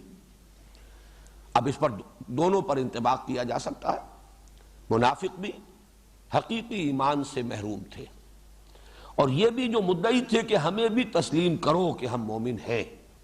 اس لیے کہ توحید اور رسالت اور آخرت ان دونوں کو ہم تسلیم کرتے ہیں، تو ان پر بھی جیسا کہ میں نے عرض کیا یہ آیت مبارکہ منطبق ہوتی ہے۔ یخادعون اللہ والذین آمنوا، خدا کہتے ہیں دھوکہ، ظاہری چال، جس کے لیے بڑے پیارے الفاظ ہیں۔ ویسے تو یہ کہ غالباً یہ حدیث نبوی ہے، الحرب خدعۃ، یا یہ کہ کوئی حکیمانہ قول ہے، اور اس کے لیے بڑی پیاری یہ مثال ہے کہ کجامی نمائی کجامی زنی، جب وہ دوبدو جنگ ہوا کرتی تھی تو اس میں یہی سب سے بڑی چال ہوتی تھی کہ آپ اپنے مقابل کو دھوکہ دیں کہ شاید یہ ادھر سے وار کر رہا ہے لیکن وار کسی اور طرف سے ہو جائے، تو یہ در حقیقت چال اور دھوکہ، الحرب خدعۃ۔ یہاں پر جو یہ لفظ آیا ہے تو ایک تو یخادعون، یہ باب مفعلہ ہے، مفعلہ میں دو فریق ایک دوسرے کے مقابلے میں ہوتے ہیں، مقاتلہ، یہ اس کو قتل کرنا چاہتا ہے، یہ اس کو قتل کرنا چاہتا ہے، لیکن یہ کہ ضروری نہیں ہے کہ یہ قتل کر سکے، لہذا ترجمہ میں نے کیا تھا یخادعون، کوشش کر رہے ہیں دھوکہ دینے کی، یخادعون اللہ والذین آمنوا، یہ کوشش کرتے ہیں دھوکہ دینے کی اللہ کو اور اہل ایمان کو۔ اللہ کو دھوکہ دینا کس معنی میں ہے؟ یہ میرے لیے ایک لمحہ فکریہ رہا کہ ظاہر بات ہے کہ کوئی انسان بھی، چاہے وہ منافق ہو اور چاہے وہ یہود میں سے ہو، یہ گمان تو نہیں کر سکتا کہ اللہ کو دھوکہ دیا جا سکتا۔ جو بھی کسی بھی درجے میں اللہ کو مانتا ہو اور اس کی صفات کا علم رکھتا ہو کہ علی کل شیء قدیر ہے، وہ ہر چھپی بات کا جاننے والا ہے، میرے نزدیک یہاں مراد ہے رسول کو دھوکہ دینا۔ اللہ اور رسول در حقیقت دونوں مل کر ایک وحدت بن جاتے ہیں، بریکٹڈ ہے۔ اللہ کو دھوکہ دینا، رسول کو دھوکہ دینا، در حقیقت اللہ کو دھوکہ دینا ہے۔ وَمَن يُطِعِ الرَّسُولَ فَقَدْ أَطَاعَ اللَّهَ، جو اطاعت کرتا ہے رسول کی در حقیقت اس نے اطاعت کی اللہ کی۔ إِنَّ الَّذِينَ يُبَايِعُونَكَ إِنَّمَا يُبَايِعُونَ اللَّهَ يَدُ اللَّهِ فَوْقَ أَيْدِيهِمْ، اے نبی جو لوگ آپ سے بیعت کر رہے ہیں حقیقت میں وہ اللہ سے بیعت کر رہے ہیں، اللہ کا ہاتھ ان کے ہاتھوں کے اوپر ہے۔ بظاہر تو یہ دو ہی ہاتھ ہیں، آپ کا دست مبارک ہے اور آپ کے ہاتھ پر بیعت کرنے والے کا ہاتھ ہے، لیکن ایک تیسرا ہاتھ بھی ہے، ید اللہ فوق ایدیہم۔ تو یہاں یخادعون اللہ سے مراد میرے نزدیک واللہ عالم یہاں یہ ہے کہ یہ اللہ کے رسول کو دھوکہ دینے کی کوشش کر رہے ہیں، اور اللہ کے رسول کو دھوکہ دینا در حقیقت اللہ کو دھوکہ دینا ہے۔ والذین آمنوا، اور اہل ایمان کو، وما یخدعون الا انفسهم، اب یہاں یہ ثلاثی مجرد سے آیا ہے، خدع یخدع، اور اس میں یقیناً جیسے قتل یقتل، قتل کر دیا، تو یہ گویا کہ حتمی اور یقینی بات کے لیے ہے، جبکہ مخادعت جو ہے وہ دھوکہ دینے کی کوشش ہے، کوشش میں ہے کہ دھوکہ دیں اللہ کو یعنی اللہ کے رسول کو اور اہل ایمان کو، اور نہیں دھوکہ دے رہے مگر صرف اپنے آپ کو، یہ خود دھوکے میں آ گئے، فریب میں آ گئے، یہ سمجھ رہے ہیں کہ ہماری یہ چال جو ہے ہمارے حق میں مفید ہوگی، درحال ہے کہ یہ اپنے لیے کانٹے بو رہے ہیں، اپنی عاقبت برباد کر رہے ہیں، اپنی تباہی کا سامان فراہم کر رہے ہیں۔ وما یشعرون، اور انہیں اس کا شعور نہیں ہے۔ شعور ویسے تو لفظ بنیادی طور پر جو کوئی شے جو محسوس ہو، محسوس شے کے لیے ہے کہ یہ شعور، اس کا احساس، حواس خمسہ کے ذریعے سے کسی چیز کا احساس حاصل ہو جائے، یہ شعور ہے، لیکن اس سے آگے بڑھ کر اس کے مفہوم میں غور، فکر، سوچ، معنوی حقیقت کا ادراک، یہ سب اس کے یہ لفظ جو ہے ان سب کا احاطہ کر لیتا ہے۔ وما یشعرون، انہیں اس کی سمجھ نہیں ہے، یا وہ سمجھتے نہیں ہیں، یہ ترجمہ کیا تھا شیخ الہند نے، یا انہیں شعور نہیں ہے۔ اس اعتبار سے میں چاہتا ہوں کہ یہاں ایک لفظ کے حوالے سے نفاق کی دو قسمیں آپ کے سامنے یہی واضح ہو جانی چاہیے۔ ان آیات میں دو مرتبہ آیا وما یشعرون، وما یشعرون۔ نفاق ایک رہا ہے شعوری نفاق، جان بوجھ کر نفاق، جس کی کہ مثال ہے سورہ آل عمران کی آیت نمبر 72، وَقَالَتْ طَائِفَةٌ مِّنْ أَهْلِ الْكِتَابِ آمِنُوا بِالَّذِي أُنزِلَ عَلَى الَّذِينَ آمَنُوا وَجْهَ النَّهَارِ وَاكْفُرُوا آخِرَهُ لَعَلَّهُمْ يَرْجِعُونَ۔ یہ سازش تھی اہل کتاب میں سے کچھ لوگوں نے، یہود کی ایک گروہ نے، جماعت نے یہ طے کیا کہ بھائی ایسا کرتے ہیں، یہ ایمان کی جو ساکھ بہت قائم ہو گئی ہے، جو ایک دفعہ محمد کے دامن میں آ جائے چاہے اس کے ٹکڑے کر دیے جائیں وہ وہاں سے ہلتا نہیں ہے، کسی طرح بھی اس تعلق کو توڑنے پر جو ہے آمادہ نہیں ہوتا، ہر شے جو ہے قربان کرنے کو تیار ہے۔ تو یہ جو ساکھ بن گئی ہے اس کو توڑنے کا ایک ذریعہ ہے اور ایک شکل ہے، صبح کے وقت ایمان کا اعلان کرو، بھئی ہم بھی ایمان لائے قرآن پر، محمد پر صلی اللہ علیہ وسلم، اور شام کو مرتد ہو جاؤ۔ اور میں اس میں اضافہ کر رہا ہوں کہ یقیناً وہ پورا دن حضور کی صحبت ہی میں گزارتے ہوں گے تاکہ لوگوں پر یہ اثر ڈالے کہ بھئی ہم تو بہت قریب جا کر دیکھا ہے، کچھ نہیں، دور کے ڈھول سہانے ہیں، دور سے اچھے لگتے ہیں، ہم تو دیکھیے ایمان لائے تھے، ہم گئے تھے ان کی محفل میں بیٹھے، انہیں قریب سے دیکھ لیا، کچھ نہیں، کوئی حقیقت نہیں، اس لیے واپس آ گئے۔ لعلہم یرجعون، اس سے ہو سکتا ہے کہ وہ بھی لوٹ آئیں، ان کے دلوں میں بھی کوئی نہ کوئی شبہ تو پیدا ہو ہی جائے گا کہ بھائی یہ بڑے سمجھدار لوگ تھے، بڑے ثقہ لوگ تھے، اور یہ آئے تھے بڑے خلوص کے ساتھ، اور یہ کچھ پورا دن بھر رہے ہیں محمد کی صحبت میں صلی اللہ علیہ وسلم، ضرور کچھ نہ کچھ دیکھا ہی ہوگا نا، آخر یوں تو انسان نہیں ساتھ چھوڑتا، تو کچھ نہ کچھ شبہ کچھ نہ کچھ لوگوں کے دلوں میں تو ہم پیدا کرنے میں کامیاب ہو جائیں گے۔ اب ظاہر بات ہے کہ اس کا تجزیہ کیجئے کہ جس شخص نے اس سازش کے طور پر اس نے صبح ایمان کا اعلان کیا اور شام کو مرتد ہونے کا اعلان کیا، تو چند گھنٹے جو اس نے گزارے ہیں قانونی اعتبار سے اسلام میں گزارے ہیں، لوگوں نے یہی سمجھا یہ مومن ہوگا، ایمان لے آئے، لیکن انہیں یہ معلوم تھا کہ ہم یہ سب کچھ محض دھوکہ دینے کے لیے کر رہے ہیں، گویا کہ ایمان کی کوئی رمق کسی درجے میں بھی ایک لمحے کے لیے بھی ان کے دل میں داخل تو کیا ہوتی، ان کے قریب بھی نہیں پھٹکی، اس لیے کہ انہیں معلوم ہے یہ سازش ہے، یہ بہروپ ہے جو ہم بھر رہے ہیں، کسی درجے میں بھی ہم ایمان نہیں لائے، یہ ان کے علم میں ہے۔ یہ ہے شعوری نفاق۔ جیسے کوئی ہندوستانی کوئی جاسوس وہ مسلمان بن کر آ جائے، اور اس کی خبریں آتی رہی اخبارات میں، آپ نے سنا ہوگا کہ کوئی جاسوس ہے اور وہ امام مسجد بن کر سال ہا سال تک کسی بارڈر کے کسی گاؤں کے اندر جو ہے سرحدی گاؤں میں وہ امامت کرتا رہا مسجد میں، بعد میں معلوم ہوا جاسوس ہے۔ ظاہر ہے جو اس کام کے لیے آئے گا وہ تو پوری طرح تیار ہو کر آئے گا، ختنہ کرا کے آئے گا، قرآن یاد کر کے آئے گا، نماز سیکھ کر آئے گا، لیکن انہیں پتا ہے کہ ہم کیا ہیں، ہم ایمان نہیں لائے۔ یہ شعوری نفاق جو ہے یہ واقعہ یہ ہے کہ یہ بہت کم اور بہت شاذ تھا۔ اکثر و بیشتر نفاق جو ہے وہ غیر شعوری تھا کہ لوگوں کو خود اندازہ نہیں ہوتا تھا کہ ہم منافق ہیں، وہ اپنے آپ کو سمجھتے تھے کہ ہم ٹھیک ٹھاک لوگ ہیں، ہم نے مانا ہے، البتہ یہ کہ کیا ضروری ہے کہ ہر بات مانی جائے، کیا ضروری ہے کہ ہر مرحلے پر جب پکارا جائے ہم حاضر ہو جائیں، کیا ضروری ہے کہ محمد کی ہر بات کو مانے صلی اللہ علیہ وسلم، بلکہ یہ کہ آخر دائیں بائیں دیکھ کر چلنا چاہیے، آگے پیچھے دیکھنا چاہیے، تحفظ جان و مال جو ہے وہ بھی ضروری ہے۔ اس اعتبار سے میں عرض کر رہا ہوں کہ مکی نفاق اس نوعیت کا تھا کہ جو لوگ ایمان لائے، اس لیے کہ پورے مکی قرآن میں صرف ایک سورہ عنکبوت ہے جس میں نفاق کا ذکر ہے، اور وہ ذکر آیا ہے آزمائشوں کے ذیل میں۔ سورہ عنکبوت کا آغاز ہی ہوتا ہے، وہ بھی الف لام میم سیریز کی صورت ہے، الف لام میم احسب الناس ان یترکوا ان یقولوا آمنا وهم لا یفتنون ولقد فتنا الذین من قبلهم فلیعلمن اللہ الذین صدقوا ولیعلمن الکاذبین۔ کیا لوگوں نے یہ سمجھا تھا کہ صرف یہ کہنے سے کہ ہم ایمان لے آئے چھوٹ جائیں گے، نجات ہو جائے گی، اور انہیں آزمایا نہ جائے گا، انہیں بھٹیوں میں سے گزارا نہ جائے گا، انہیں امتحان اور ابتلا کی کٹھالی میں سے گزرنا نہیں پڑے گا؟ حالانکہ ہم نے تو ان سے پہلے جو بھی آیا اس کوچے میں جس نے ایمان کا دعویٰ کیا ہم نے اسے آزمایا، وَلَقَدْ فَتَنَّا الَّذِينَ مِن قَبْلِهِمْ فَلَيَعْلَمَنَّ اللَّهُ الَّذِينَ صَدَقُوا وَلَيَعْلَمَنَّ الْكَاذِبِينَ۔ تو اللہ تو ظاہر کر کے رہے گا کہ کون سچے ہیں، حقیقی مومن ہیں، اور کون جھوٹ موٹ کے مومن بن گئے ہیں، جھوٹا دعویٰ ایمان کر رہے ہیں۔ اسی رکوع میں پہلا رکوع ہے یہ سورہ عنکبوت کا، آگے چل کر آتا ہے، اس کا تقابل کر لیجئے اس مقام سے، وَمِنَ النَّاسِ مَن يَقُولُ آمَنَّا بِاللَّهِ فَإِذَا أُوذِيَ فِي اللَّهِ جَعَلَ فِتْنَةَ النَّاسِ كَعَذَابِ اللَّهِ وَلَئِن جَاءَ نَصْرٌ مِّن رَّبِّكَ لَيَقُولُنَّ إِنَّا كُنَّا مَعَكُمْ أَوَلَيْسَ اللَّهُ بِأَعْلَمَ بِمَا فِي صُدُورِ الْعَالَمِينَ وَلَيَعْلَمَنَّ اللَّهُ الَّذِينَ آمَنُوا وَلَيَعْلَمَنَّ الْمُنَافِقِينَ۔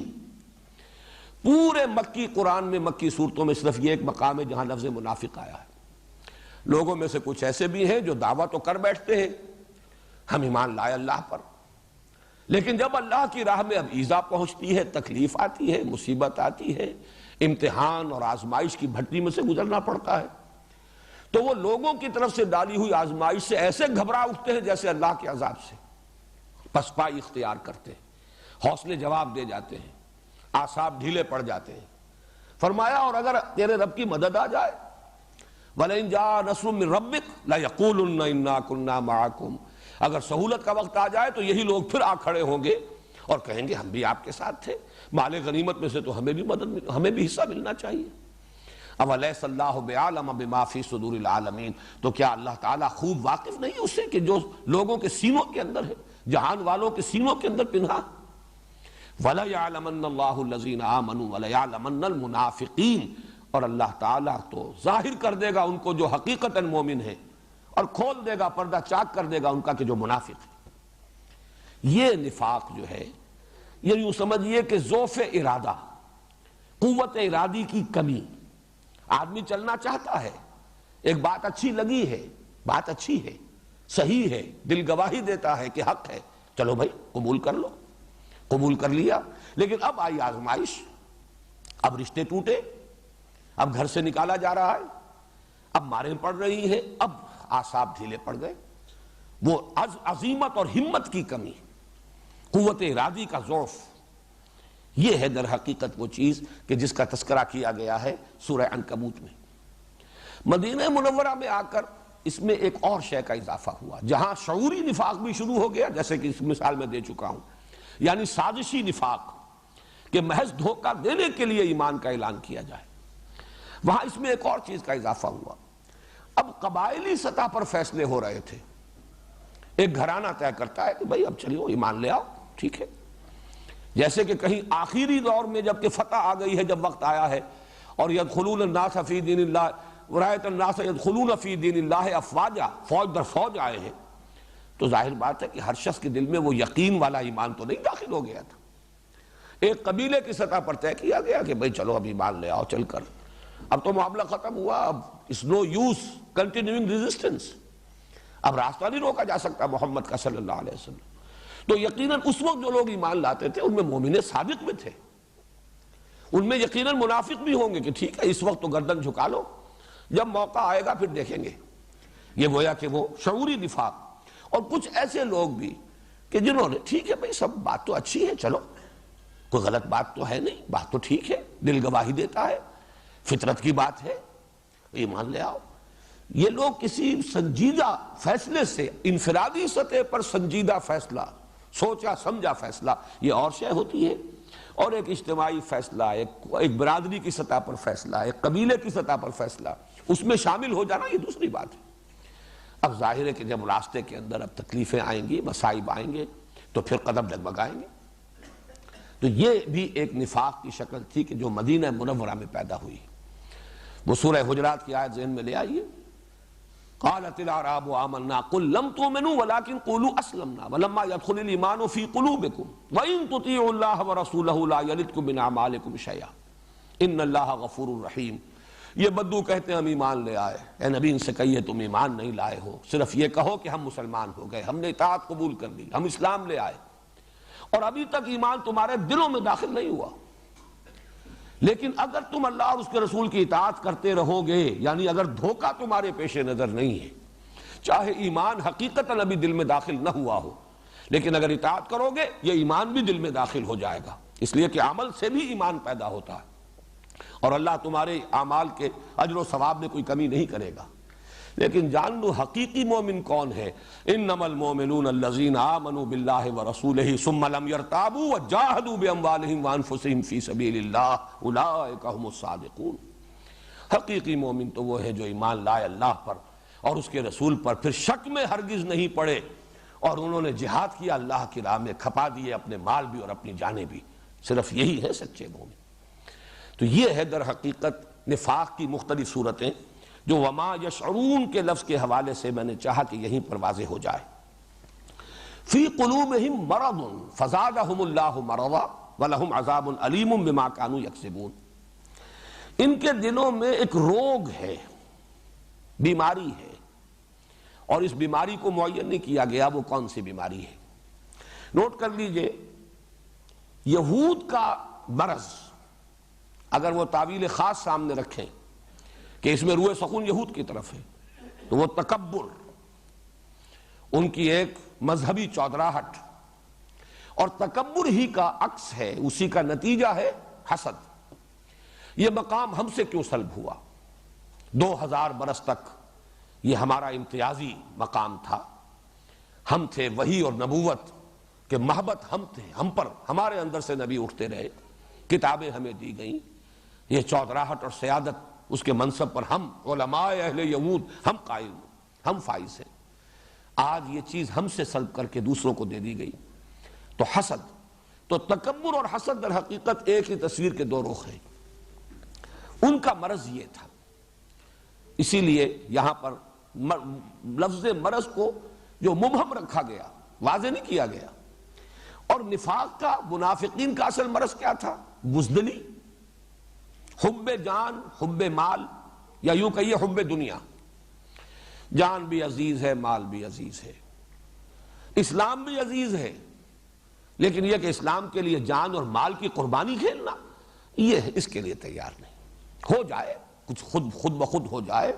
آپ سے آپ ہو جائے۔ مجھے لطیفے کے درجے میں بات یاد آ رہی ہے، ہمارے ایک ساتھی ہیں بزرگ، بہت ہی بزلہ سنج کراچی میں، وہ اس ایک بڑی تلخ حقیقت کو بہت ہی خوبصورت انداز میں بیان کیا کرتے ہیں۔ اللہ حق، رسول حق، قرآن حق، دین حق، لیکن پیٹ بر حق۔ یہ مسئلہ جب آتا ہے انسان کے سامنے، یہ سب حق ہیں، لیکن مالی نقصان برداشت کرنا، جان کا نقصان برداشت کرنا، جبکہ وہ لوگ کہ جو خرچ بعد آباد کی شان کے ساتھ آتے ہیں، تو علامہ اقبال کا وہ شعر بہت مشہور ہے، تو بچا بچا کے نہ رکھ اسے، تیرا آئینہ ہے وہ آئینہ کہ شکستہ ہو تو عزیز تر ہے نگاہ آئینہ ساز میں۔ لیکن جن کی یہ کیفیت نہیں، وہ جو غالب نے کہا کہ جس کو ہو جان و دل عزیز اس کی گلی میں جائے کیوں، لیکن کچھ لوگ اس گلی میں داخل تو ہو گئے ہیں، جان بھی عزیز ہے، مال بھی عزیز ہے، کسی شے کا نقصان جو ہے گوارا نہیں ہے، تو وہ تو مذبذب ہو کر رہ جائیں گے۔ فی قلوبہم مرض، تکبر کا مرض یہ یہود کا، اور حب دنیا، حب مال، دنیا کے تمام متعلقات اس میں آ جائیں گے۔ اولاد بھی پیاری ہے، اہل و عیال سے بھی محبت ہے، گھر بھی پیارا ہے۔ سورہ توبہ کی وہ آیت ذہن میں لے آئیے، قل ان کان آباؤکم وابناؤکم واخوانکم وازواجکم وعشیرتکم واموال اقترفتموها وتجارۃ تخشون کسادها ومساکن ترضونها احب الیکم من اللہ ورسولہ وجہاد فی سبیلہ فتربصوا حتی یاتی اللہ بامرہ واللہ لا یہدی القوم الفاسقین۔ اے نبی ان سے کہہ دیجئے، اگر تمہیں اپنے باپ، اپنے بیٹے، اپنے بھائی، اپنی بیویاں، اپنے رشتہ دار، اعزاء و اقارب، اپنے وہ مال جو تم نے بڑی محنت سے کما کر جمع کیے ہیں، اپنی وہ تجارتیں جو بڑی محنت سے جمائی ہیں اور جن کے کساد کا اور مندے کا تمہیں خوف لاحق رہتا ہے، اپنی وہ حویلیاں، اپنی وہ جائیدادیں جو تمہیں بڑی محبوب ہیں، پسند ہیں، اگر یہ چیزیں محبوب تر ہیں اللہ سے اور اس کے رسول سے اور اللہ کی راہ میں جہاد کرنے سے، تو جاؤ دفع ہو جاؤ، انتظار کرو، گو اینڈ ویٹ، یہاں تک کہ اللہ اپنا فیصلہ سنا دے۔ حتی یاتی اللہ بامرہ، اور اللہ ایسے فاسقوں کو زبردستی ہدایت نہیں دیتا، یہ اس کی سنت نہیں ہے۔ وہی قانون یہاں آ رہا ہے، فی قلوبہم مرض فزادہم اللہ مرضا، تو اللہ نے بڑھا دیا ان کا روگ۔ یہ بڑھانا کس اعتبار سے ہے؟ یہ اس اعتبار سے ہے کہ جو فرمایا گیا یمدہم فی طغیانہم یعمہون، اللہ تعالیٰ ان کی رسی دراز کر رہا ہے، ان کا پردہ چاک نہیں کر رہا۔ یہ رسی دراز ہو رہی ہے، وہ سمجھتے ہیں ہم کامیاب ہو گئے، دیکھو ہم بچ گئے، مرحلہ سخت آیا تھا، ہم نے جھوٹا بہانہ بنایا، اپنے آپ کو بچا لیا۔ یہ مسلمان بیچارے، یہ جو دیوانے ہیں، فینیٹکس ہیں، یہ ہیں جان جوکھوں کے کام کرتے پھر رہے ہیں، ہمیں چھوٹا سا جھوٹ ہی بولنا تھا نا، ایک چھوٹا سا بہانہ بنایا جا کر اور اپنے آپ کو ایگزمپٹ کرا لیا، رخصت لے کر معذرت کر کے آ گئے، تو وہ سمجھ رہے ہیں کہ کامیاب ہو رہے ہیں، در حالانکہ وہ اپنی عاقبت برباد کر رہے ہیں۔ فزادہم اللہ مرضا، یہ جیسے جیسے رسی ڈھیلی کی جا رہی ہے، ڈھیل دی جا رہی ہے، ان کا مرض بڑھ رہا ہے۔ یہی وہ قانون ہے جس کی آخری شکل وہ ہے جو کہ آ چکی ہے پہلے رکوع کے آخر میں، ختم اللہ علی قلوبہم، قانون ہدایت و ضلالت یہ ہے کہ اللہ تعالیٰ نے انسان کو چوائس دیا ہے، فری چوائس انسان کا ہے، نیکی اور بدی کی تمیز دے دی، خارج میں بھی داعیان حق بھی ہے اور داعیان شر بھی ہے، داعیان خیر بھی ہے، داعیان شر بھی ہے، انسان کے اندر کسوٹی بھی ہے، عقل کی بھی ہے، اور نیکی اور بدی کی تمیز فَأَلْهَمَهَا فُجُورَهَا وَتَقْوَاهَا وہ بھی ودیت کر دی گئی۔ اب دیکھو جدھر جانا چاہتے ہو جاؤ، خیر کے راستے پر بڑھو گے اللہ تعالیٰ راستے کشادہ کرتے چلا جائے گا۔ شروع میں بڑی مشکل نظر آئے گی، جب آگے بڑھو گے معلوم ہوگا آسانی ہے، کوئی ایسی مشکل نہیں۔ بڑا کٹھن مرحلہ نظر آ رہا تھا لیکن یہ تو اتنا کٹھن ثابت نہیں ہوا، تیسیر ہے یہ، اللہ اس کو آسان بناتا چلا جاتا ہے۔ فَسَنُيَسِّرُهُ لِلْيُسْرَىٰ غلط راستہ اختیار کرو گے اللہ وہ کھول دے گا، جاؤ بڑھو۔ آج تھوڑے درجے کی بے حیائی تھی، کل اس سے کہیں 10 گنا درجے کی بے حیائی کا ارتکاب کرو گے، اس کے بعد اس سے بھی 100 درجے بڑھ جاؤ گے، بے حیائی میں بڑھتے چلے جاؤ گے، یہاں تک کہ حس ختم ہو جائے گی۔ حق کی طرف اب مراجعت کا امکان نہیں رہے گا، جس کو انگریزی میں کہتے ہیں پوائنٹ آف نو ریٹرن، اب واپسی کا کوئی امکان نہیں۔ ایک حد ہوتی ہے جس میں آدمی واپس آ سکتا ہے، ایک انتہا اس حد سے گزرنے کے بعد وہ آتی ہے کہ پھر آدمی واپس آ ہی نہیں سکتا۔ یہ ہے جسے قرآن کہتا ہے ختم اللہ علی قلوبہم یا طبع اللہ علی قلوبہم، اللہ نے ان کے دلوں پر مہر لگا دی ہے۔ یہاں بھی فرمایا فی قلوبہم مرض، ان کے دل میں ایک روگ تھا، انہوں نے اسی کی پیروی کی، تکبر کی پیروی کی، یا حب دنیا انہیں لے کر بیٹھی رہی، انہیں آگے بڑھنے سے روکے رہی، لہذا اللہ تعالیٰ نے ان کے مرض کو بڑھا دیا۔ فزادہم اللہ مرضا، یہی سورہ صف میں آیا ہے فلما زاغوا ازاغ اللہ قلوبہم واللہ لا یہدی القوم الفاسقین، جب وہ ٹیڑھے ہو گئے اللہ نے ان کے دلوں کو بھی ٹیڑھا کر دیا۔ ٹیڑھ کی آخری انتہا وہی ہے ختم اللہ علی قلوبہم وطبع اللہ علی قلوبہم۔ تو یہاں فرمایا فی قلوبہم مرض، جیسا کہ میں نے عرض کیا یہ دونوں طرف اپلیکیبل ہے۔ علماء یہود کے دلوں میں اپنا پندار، تکبر، غرور، اور اس کی بنا پر مسلمانوں سے اور حضور سے حسد، اور دوسری طرف منافقین کا مرض حب دنیا، حب مال،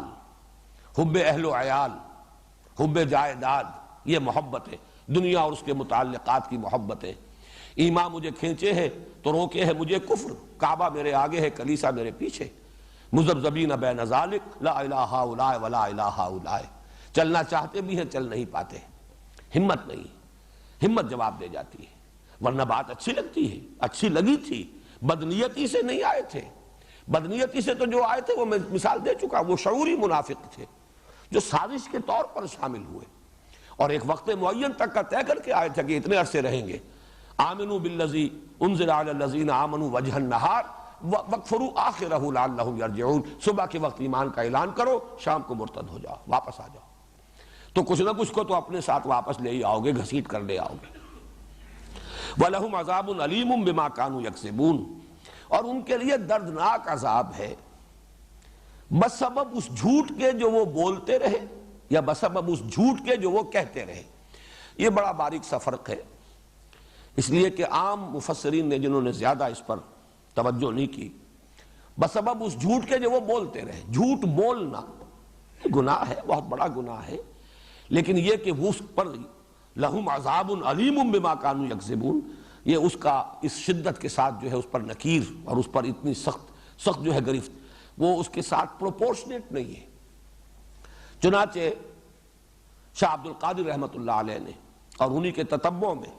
حضرت شیخ الہند رحمۃ اللہ علیہ نے ترجمہ کیا جھوٹ کہتے رہے، یعنی وہ اپنے ایمان کا دعویٰ جو کر رہے تھے وہ جھوٹا تھا۔ ان کے ایمان کا دعویٰ، چاہے وہ یہود، وہ کہتے تھے بھی ہم بھی مومن ہیں، حقیقتاً وہ مومن نہیں ہے، یہ دعویٰ ان کا جھوٹا ہے، جو جھوٹ کہا انہوں نے، یہ قول ان کا جھوٹ پر مبنی ہے۔ اسی طریقے سے اگر منافقین نے کہا تو یہ بھی ان کا در حقیقت، جیسے کہ میں آیت سنا چکا ہوں آپ کو، اذا جاءک المنافقون قالوا نشهد انک لرسول اللہ واللہ یعلم انک لرسولہ واللہ یشہد ان المنافقین لکاذبون، تو ان کا یہ دعویٰ جو ہے در حقیقت اس کے بارے میں کہا جا رہا ہے، ان کے جھوٹے دعوے کی پاداش میں ان کے لیے دردناک المناک عذاب ہے۔ وَإِذَا قِيلَ لَهُمْ لَا تُفْسِدُوا فِي الْأَرْضِ، اور جب ان سے کہا جاتا ہے زمین میں فساد نہ مت مچاؤ، فساد نہ کرو زمین میں، قالوا انما نحن مصلحون، وہ کہتے ہیں ہم تو صلح کل لوگ ہیں، مصالحت چاہتے ہیں، اصلاح کے لیے کوشاں ہیں۔ الا انہم هم المفسدون، آگاہ ہو جاؤ، توجہ سے سن لو، وہی مفسد ہے، حقیقتاً مفسد ہے، ولکن لا یشعرون، دوبارہ آ رہا ہے وہی لفظ، لیکن انہیں اس کا شعور نہیں ہے۔ یہ آیت ذرا اس کے اصل مفہوم کو سمجھنے کے لیے کچھ صغرا کبرا اس کا جو ہے سمجھانا پڑے گا۔ عذرو قرآن فساد کیا ہے؟ فساد فی الارض کیا ہے؟ فساد فی الارض یہ ہے کہ یہ زمین اللہ کی ہے، اللہ ہی اس کا حاکم حقیقی ہے، اللہ ہی کی مرضی کے مطابق یہاں انسان کو زندگی گزارنی چاہیے، یہ ہے اصل میں حق، یہ ہے امن۔ اس کے خلاف جو روش بھی ہے وہ فساد ہے، وہ بغاوت ہے۔ ایک شخص خود بادشاہ بن کر بیٹھ گیا ہے، اپنی مرضی کا مالک۔ ایک شخص جو اپنی مرضی کا مالک ہے وہ بھی گویا کہ خدائی کا دعویٰ کر رہا ہے۔ وہ جو کہا مولانا روم نے کہ نفس ما ہم کم طرز فرعون نیست لیکن اورعون ایرعون نیست، میرا نفس بھی فرعون سے کم نہیں ہے۔ وہ خدائی کا مدعی ہے کہ یہ وجود میرا ہے، اس پر میری مرضی چلے گی، مجھے یہ شے پسند ہے، میں نہیں جانتا یہ صحیح ہے یا غلط ہے، جائز ہے ناجائز ہے، میں اس سے بالکل کوئی تعلق نہیں، مجھے یہ شے ملنی چاہیے، میری یہ طلب ہے، یہ مطلوب ہے میرے لیے۔ تو نفس ما ہم کم طرز فرعون نیست لیکن اورعون ایرعون نیست، فرعون کے پاس عون تھی، مدد تھی، لاؤ لشکر تھا، اس نے زبان سے بھی دعویٰ کر دیا انا ربکم الاعلی، میں فقیر ہوں، غریب ہوں، درویش ہوں، میرے پاس کچھ نہیں ہے، زبان سے تو میں کچھ نہیں کہتا، لیکن میرا نفس اندر یہی دعویٰ کر رہا ہے کہ نفس ما ہم کم طرز فرعون نیست۔ تو در حقیقت یہی فساد ہے، انفرادی سطح پر فساد، اللہ کی بندگی کے بجائے آپ نے نفس کی بندگی کی، معاشرے کی بندگی کی، زمانے کے چلن کی پیروی کی، چلو تم ادھر کو ہوا ہو جدھر کی، تو چاہے بظاہر آپ کتنے ہی امن میں ہیں، حقیقت میں فساد ہے آپ کی زندگی میں۔ اسی طرح ایک معاشرہ ہے، بغاوت پر مبنی ہے وہ معاشرہ۔ اس کو یوں سمجھیے کہ جیسے ڈاکوؤں کا کوئی اڈا ہو، ڈاکو ایک دوسرے کو کچھ نہیں کہتے، وہ ڈاکے تو ڈالتے ہیں باہر جا کر، اپنے اس اڈے میں وہ بڑے پرامن ہیں، لیکن اس کو فساد ہی کہا جائے گا، یہ فساد کا گڑھ ہے، یہ فساد کی بنیاد اور جڑ ہے، نہ یہ کہ امن ہے۔ اگر سانپ بہت سے ہوں کسی جگہ پر اور بچھو ہوں اور ایک دوسرے کو ڈس نہ رہے ہوں، اس کا مطلب یہ نہیں ہے کہ یہاں امن ہے، حقیقت میں ان کی فطرت کے اندر تو فساد موجود ہے۔ تو در حقیقت قرآن مجید کی اصطلاح میں اصل امن کیا ہے؟ اللہ کی مرضی کے مطابق اس دنیا کا نظام انفرادی اور اجتماعی دونوں سطحوں پر چلایا جائے۔ اس کے خلاف جو روش ہے، چاہے وہ کتنا ہی پرامن معاشرہ نظر آتا ہو، امریکہ کا معاشرہ نظر آتا ہو کہ صاحب بڑا امن ہے وہاں، اور بڑے لوگ مہذب ہیں، اور بہت ہی لوگ جو ہیں وہ خوش اخلاق ہیں اور ایک دوسرے کا بڑا پاس اور لحاظ کرنے والے ہیں، لیکن جنہیں یہ معلوم ہے کہ کس طریقے سے پوری دنیا کی ایکسپلائٹیشن جو ہے، لوگوں کی محنت اور مزدوری سے کمائی ہوئی دولت کس طریقے سے کھینچ رہا ہے امریکہ، خون چوس رہا ہے یہ پورا استعمار، انہیں معلوم ہے کہ اصل میں یہ تو ڈاکو ہے، یہ امپیریلزم، یہ تو ڈاکہ ہے، پوری نوع انسانی کے اوپر ڈاکہ ڈالا جا رہا ہے، چاہے اپنے ہاں یہ ڈاکوؤں کا اڈا ہے جس میں کہ انہوں نے امن فراہم کیا ہے۔ تو فساد اور امن کی اس حقیقت کو سمجھیے۔ اب اگر کہیں فساد ہے یعنی اللہ کی مرضی کے مطابق نہیں، اللہ کے خلاف بغاوت ہے، چاہے وہاں بڑا امن ہے، مکے میں بڑا امن تھا، جو بھی ظلم ہو رہے تھے غلاموں کے اوپر ہو رہے تھے وہ بھی سہ رہے تھے بیچارے، کوئی چیخ پکار نہیں تھی، بڑا امن تھا، لیکن نظام غلط ہے، یہ فاسدانہ نظام ہے، مفسدانہ نظام ہے۔ اس کو بدلنے کے لیے اب محمد الرسول اللہ والذین معہ اب کوشاں ہیں۔ ایک پیدا ہوا ہے تصادم ماحول کے اندر، اسی کا اگلا مرحلہ وہ ہے جو مدنی دور میں آیا، جس میں اب جنگ و جدال بھی ہے۔ قاتلوا فی سبیل اللہ الذین یقاتلونکم، تو در حقیقت اس فساد کو ختم کرنے کے لیے چاہے بظاہر یہاں جنگ کی جا رہی ہے، خونریزی کی جا رہی ہے، لیکن یہ امن ہے، اور وہ لوگ جو کہتے نہیں بھائی لڑو بھیڑو نہیں، امن سے رہو، چلو مان لو باطل کو بھی مان لو، ریکگنائز کر لو، کچھ ان سے ان کی مانو کچھ اپنی منوا لو، اور بجائے اس کے کہ تم یہ جو جد و جہد کر رہے ہو اس میں اپنا بھی نقصان کر رہے ہو، اپنا بھی تن من دھن، اپنی بھی قربانیاں، اپنے لیے بھی مصائب، اپنے لیے بھی مشکلات، اور دوسروں کا بھی بہرحال خون گر رہا ہے، خونریزی ہو رہی ہے، اس کی بجائے اس سب کو چھوڑو اور امن کی کیفیت اختیار کرو. یہ فساد ہے اصل میں. اس جد و جہد کو سیبوٹاج کرنا جو اس بغاوت فی الارض جو ہے اللہ تعالیٰ کے خلاف، اس کو رفع کرنے کے لیے اللہ کے وفادار بندے ایک جماعت اور ایک جمعیت کی شکل میں کھڑے ہو جائیں باطل کے ساتھ نبردآزمہ ہونے کے لیے. تو جو کوئی اب اس راستے میں رکاوٹ بنے گا، چاہے وہ مصالحت کے نام پر ہو، چاہے وہ صلح کل ہونے کے اعتبار سے ہو،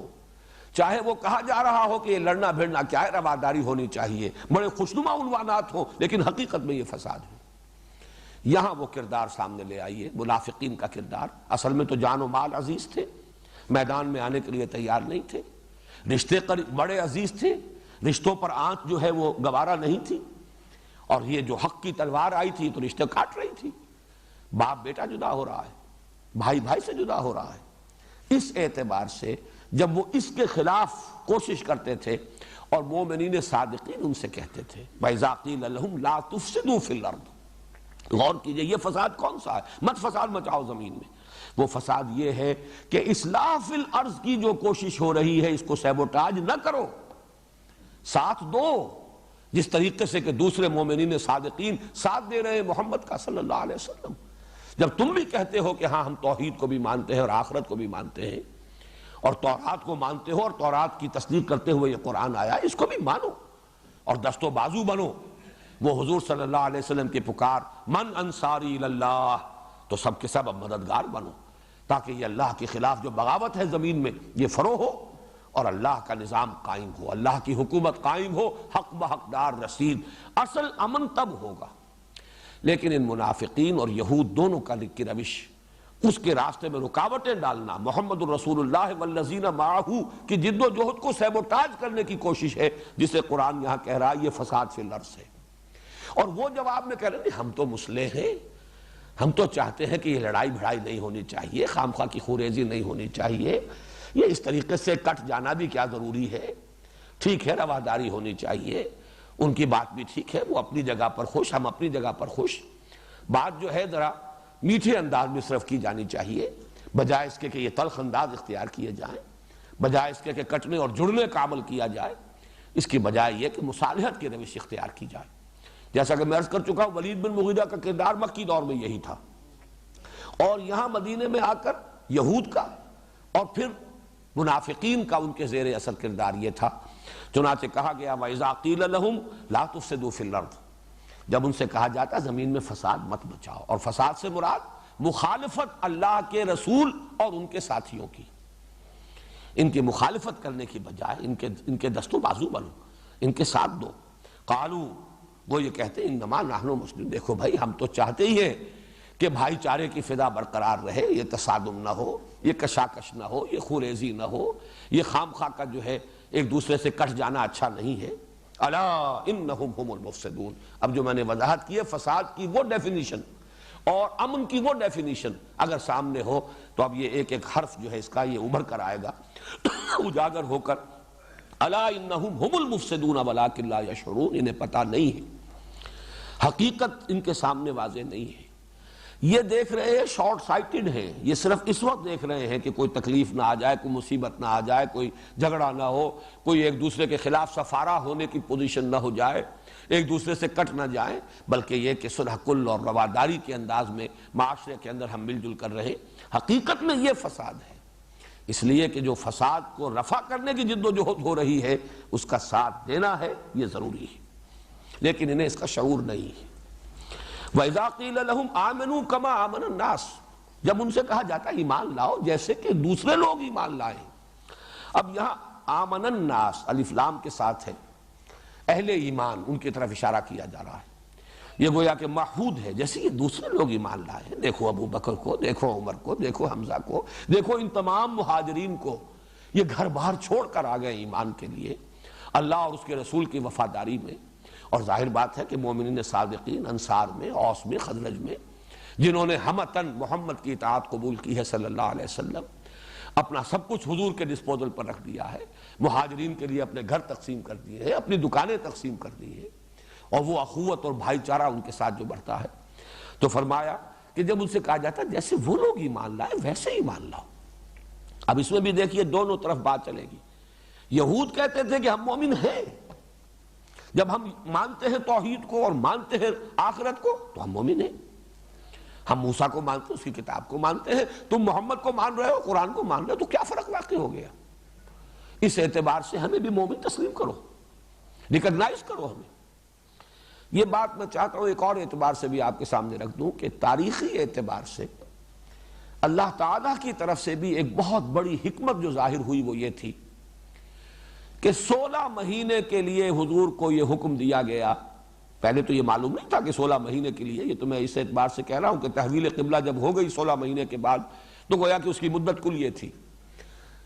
بیت المقدس کی طرف رخ کر کے نماز پڑھو. اس میں بھی در حقیقت وہ ایک کیفیت تھی یہود کے لیے، بڑی حکمت یہ تھی کہ یہودی فوری طور پر ان کے کان کھڑے نہ ہو جائیں اور وہ پہلے دن ہی سے مخالفت پر کمر بستہ نہ ہو جائیں. یہ بات ان کے ذہن میں آئے کہ یہ لوگ بھی ہمارے ساتھی ہیں، ان کا قبلہ وہی ہے، ایک ہی قبلہ ہے، اور گویا کہ یہ ہمارے کیمپ فالوورز ہیں، یہ تو ہماری پیروی کر رہے ہیں، یہ اپنے قبلے سے کٹ گئے.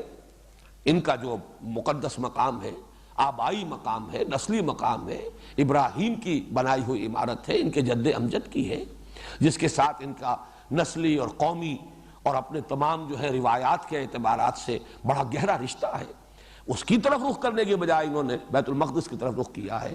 تو گویا کہ ایک طرح سے انہیں کچھ اطمینان حاصل ہوا کہ یہ کوئی اتنے غیر بھی نہیں ہے،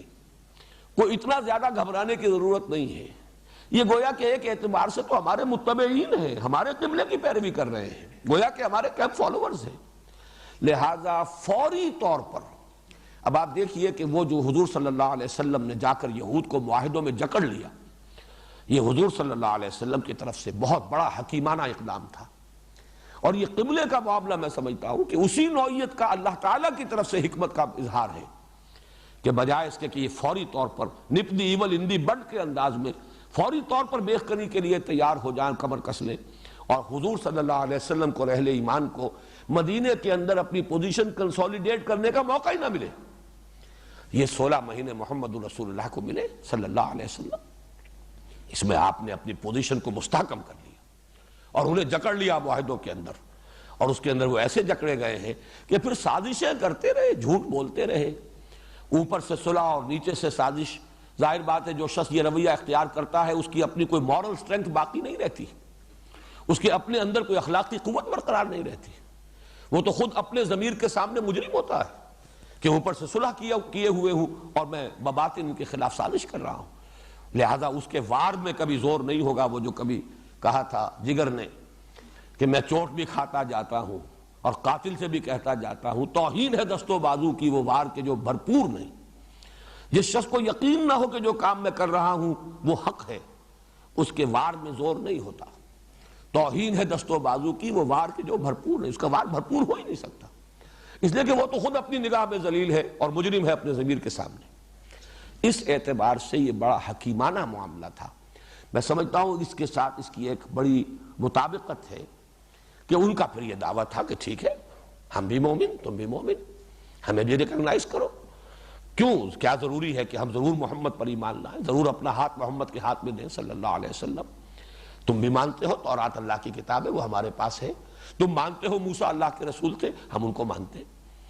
یہ پس منظر رکھیے. چونکہ میں نے مولانا اصلاحی صاحب کے حوالے سے یہ بات کہی ہے، مجھے اس میں وزن نظر آیا ہے. تو یہ دونوں، یہ جو جتنا بھی یہ بیان ہو رہا ہے، یہ پورا نیریٹو جو ہے، اس میں یہ دونوں بالکل فٹ بیٹھ رہے ہیں. کہیں پر زیادہ چیز جو ہے زیادہ مناسب ہے وہ یہود کے ساتھ، جیسے کہ پہلی آیت ہے وَمِنَ النَّاسِ مَن يَقُولُ آمَنَّا بِاللَّهِ وَبِالْيَوْمِ الْآخِرِ وَمَا هُمْ بِمُؤْمِنِينَ. اس کی زیادہ جو ہے انطباق یہود پر ہوتا ہے کہ اس میں ایمان برسالت کا ذکر نہیں. لیکن یہ کہ یہ جو طرز عمل آ رہا ہے کہ وہ یہ کہتے ہیں وَإِذَا قِيلَ لَهُمْ آمِنُوا كَمَا آمَنَ النَّاسُ قَالُوا أَنُؤْمِنُ كَمَا آمَنَ السُّفَهَاءُ. جواب میں وہ کہتے ہیں کہ کیا ہم ایمان لائیں جیسے یہ احمق لوگ ایمان لائیں. سفیہ اسے کہتے ہیں جسے اپنے برے اور بھلے کا فہم حاصل نہ ہو. جیسے کہ آیا ہے سورہ نساء میں وَلَا تُؤْتُوا السُّفَهَاءَ أَمْوَالَكُمْ. نہ سمجھ ابھی اگر کسی میں، جیسا کسی زمانے میں انگریز کے دور میں کورٹ آف وارڈ ہو جاتا تھا کوئی بڑا جاگیردار ہے، زمیندار ہے، اولاد جو ہے ناسمجھ ہے یا یہ کہ آوارہ ہو گئی ہے، تو حکومت جبراً کورٹ آف وارڈ جو ہے مقرر کر دیتی تھی کہ اس سے وہ کھائیں پیئیں، ان کا خرچہ ادا کیا جائے، لیکن یہ کہ اس جائیداد کے اوپر کنٹرول جو ہے ان کا نہ ہو، ورنہ علن تللوں میں اڑا دیں گے۔ تو یہی بات آئی ہے سورہ نساء کے اندر، وَلَا تُؤْتُوا السُّفَهَاءَ أَمْوَالَكُمْ، جو اگر سمجھ نہیں ہے، نیک اور بد کی تمیز نہیں ہے، اپنے نفع اور نقصان کا اگر شعور نہیں ہے، تو ان کے حوالے مت کرو مال۔ تو اسی طریقے سے سفیہ وہ یہ کہتے تھے یہ لوگ جو ہیں یہ تو دیوانے ہیں، فینیٹکس ہیں، انہیں اپنے نفع کا خیال نہیں، نقصان کا خیال نہیں، جان کی پرواہ نہیں، مال کی پرواہ نہیں، یہ تو جان ہتھیلیوں پر لیے پھر رہے ہیں، گھر بار چھوڑ کر یہاں آ گئے ہیں، یا یہاں سے جو انصار میں سے ہیں مومنین صادقین۔ آخر آدمی کو چلنا چاہیے دائیں بائیں دیکھ کر، سوچ سمجھ کر، آگا پیچھا دیکھ کر، اپنی بھی کوئی تحفظ ہو، جان و مال کا بھی خیال ہے، اولاد کے بھی حقوق ہیں، گھر والوں کا بھی معاملہ جو ہے، یہ ساری چیزیں جو ہے آدمی سوچ سمجھ کر چلے۔ یہ تو معلوم ہوتا ہے کہ بالکل ہر چیز سے آزاد ہے، ہر چیز آباد، جب پکارا حاضر، جس کام کے لیے کہا سر تسلیم خم۔ تو ہم اتنے ناسمجھ نہیں ہیں، چلنا چاہتے ہیں لیکن دیکھ بھال کر، دائیں بائیں دیکھ کر، اپنی تحفظ، جان و مال کے تحفظ کے ساتھ۔ یہ بات جو ہے منافقین کے کردار پر 100% منطبق ہو رہی ہے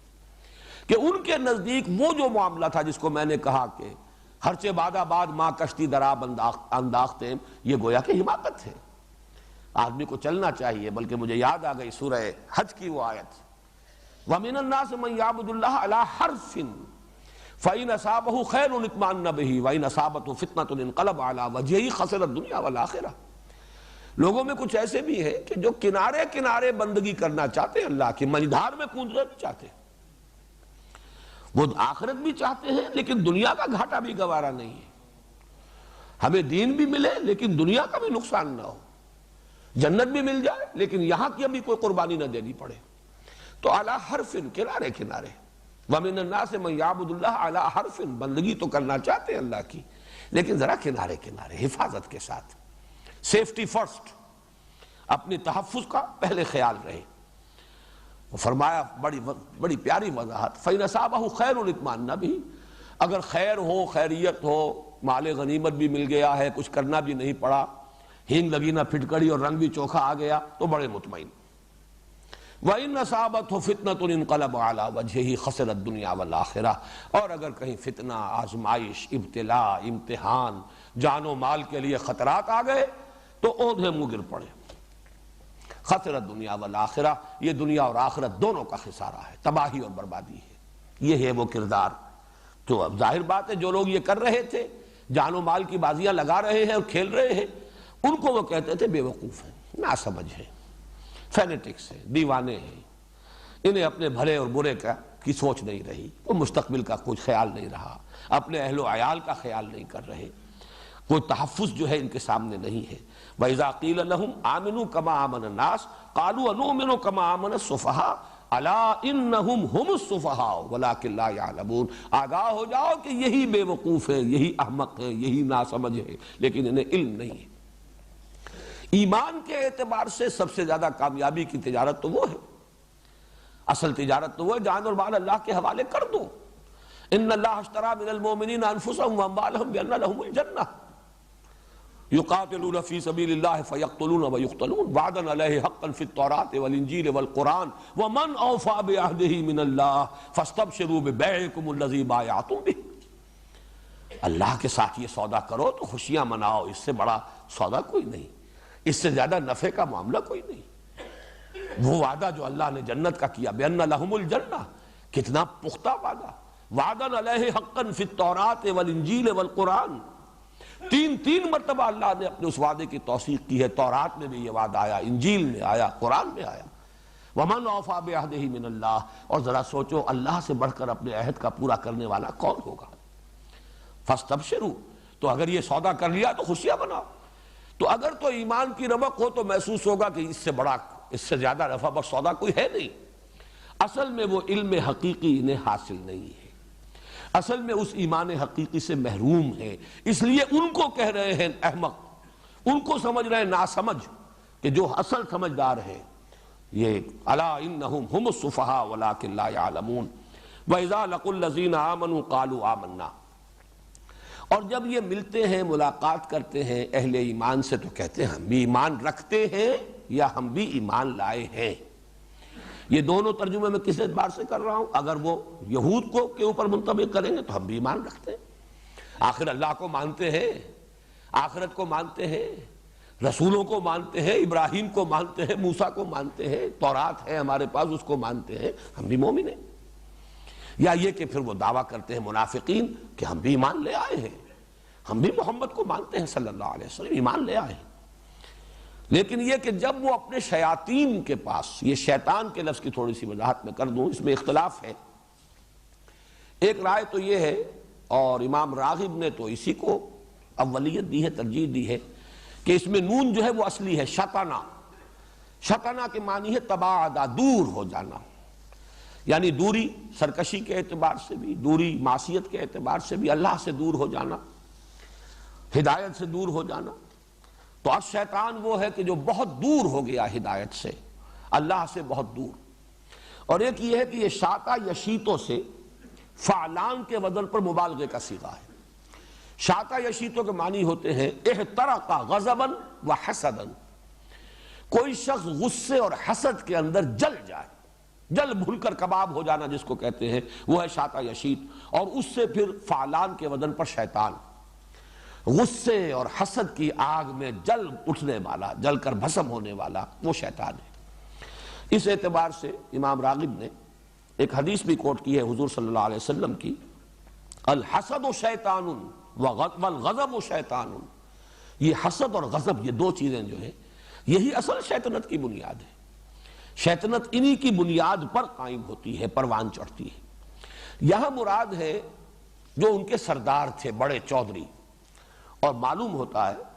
کہ اس سے مراد جو ہے وہ یہود کے علماء،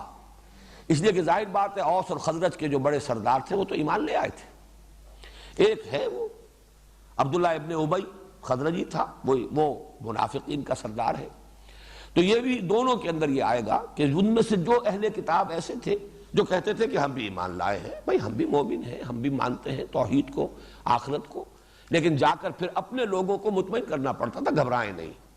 ہمارے بارے میں کوئی آپ کو سوء ظن نہ ہو جائے، ہم آپ کے ساتھ ہی ہیں۔ لیکن یہ ہے کہ ذرا ان مسلمانوں کو ذرا تھوڑا سا ان کے ساتھ استہزاء کر رہے ہیں، مذاق اڑا رہے ہیں۔ اسی طرح وہ جو منافق تھے، منافق تو ہے ہی وہ کہ جو دو طرف رہنا چاہتا ہے، لا الہ الا ولا الہ الا، یکسو تو ہونا چاہتا ہی نہیں۔ وہ اہل ایمان کے ساتھ ہو جائے تو اس کا مطلب ہے تعلق توڑنا پڑے گا انہیں کفار کے ساتھ، اور وہ توڑنے کے لیے تیار نہیں۔ اگر وہ کفار کے ساتھ ہو جائیں تو تعلق ٹوٹتا ہے اہل ایمان سے۔ وہ ان کا روش یہ تھی کہ تیل دیکھو، تیل کی دھار دیکھو، دیکھو اونٹ کس کروٹ بیٹھتا ہے۔ تو دونوں سے، جس کو انگریزی میں کہتے ہیں don't put all your eggs in one basket, کہ اگر کہیں وہ اس باسکٹ جو ہے وہ کہیں گر گئی تو سارے کے سارے انڈے جو ہیں ختم ہو جائیں گے، تو کچھ تقسیم کر کے رکھو، کچھ نہ کچھ گڈ آفیسز اپنے مینٹین کرو، اہل ایمان کے ساتھ بھی اور ان کفار کے ساتھ بھی۔ ویسے یہ کہ سورہ مجادلہ میں تو اس کا نقشہ کھینچا گیا ہے کہ الم تر الی الذین تولوا قوما غضب اللہ علیہم ما هم منکم ولا منہم یحلفون علی الکذب وهم یعلمون، یہ جھوٹا حلف لے رہے ہیں، جھوٹ بول رہے ہیں، یہ نہ ان میں سے ہے نہ تم میں سے ہے مسلمانوں۔ اگرچہ انہوں نے ان کے ساتھ گٹھ جوڑ کیا ہے، انہیں بھی اپنی وفاداریوں کا یقین دلایا ہے، وہ سردار جو ہے کفر کے یا وہ علماء یہود کے، ان کو بھی جا کر اپنی وفاداری کا یقین دلاتے، حقیقت میں یہ ان کے بھی نہیں ہے، نہ یہ ان کے ہیں نہ تمہارے ہیں۔ لا الہ الا ولا الہ الا مذبذبین بین ذلک، یہ سورہ نساء میں ہے۔ اور سورہ مجادلہ کی آیت الم تر الی الذین تولوا قوما غضب اللہ علیہم ما هم منکم ولا منہم یحلفون علی الکذب وهم یعلمون۔ تو یہ آیت بھی دونوں پر منطبق ہوتی ہے۔ اذا لقوا الذین آمنوا قالوا آمنا وَإِذَا خَلَوْا إِلَىٰ شَيَاطِينِهِمْ قَالُوا إِنَّا مَعَكُمْ إِنَّمَا نَحْنُ مُسْتَهْزِئُونَ اللَّهُ يَسْتَهْزِئُ بِهِمْ وَيَمُدُّهُمْ فِي طُغْيَانِهِمْ يَعْمَهُونَ۔ اصل میں تو اللہ ان کا مذاق اڑا رہا ہے، تماشا بن رہے ہیں۔ اب دیکھیے حقیقت بین نگاہ جو ہے وہ دیکھ رہی ہے کہ یہ کس طرح اپنے جال میں خود پھنستے چلے جا رہے ہیں، اپنی عاقبت کو کس طرح تباہ کر رہے ہیں۔ اللہ کی آنکھ تو ہے جو حقائق کو دیکھ رہی ہے۔ واللہ، اب ظاہر بات ہے یہ اس معنی میں اس لفظ کا اطلاق اللہ کی ذات پر کچھ مناسب نہیں ہے کہ اللہ مذاق اڑاتا ہے، لیکن تعبیر ہے،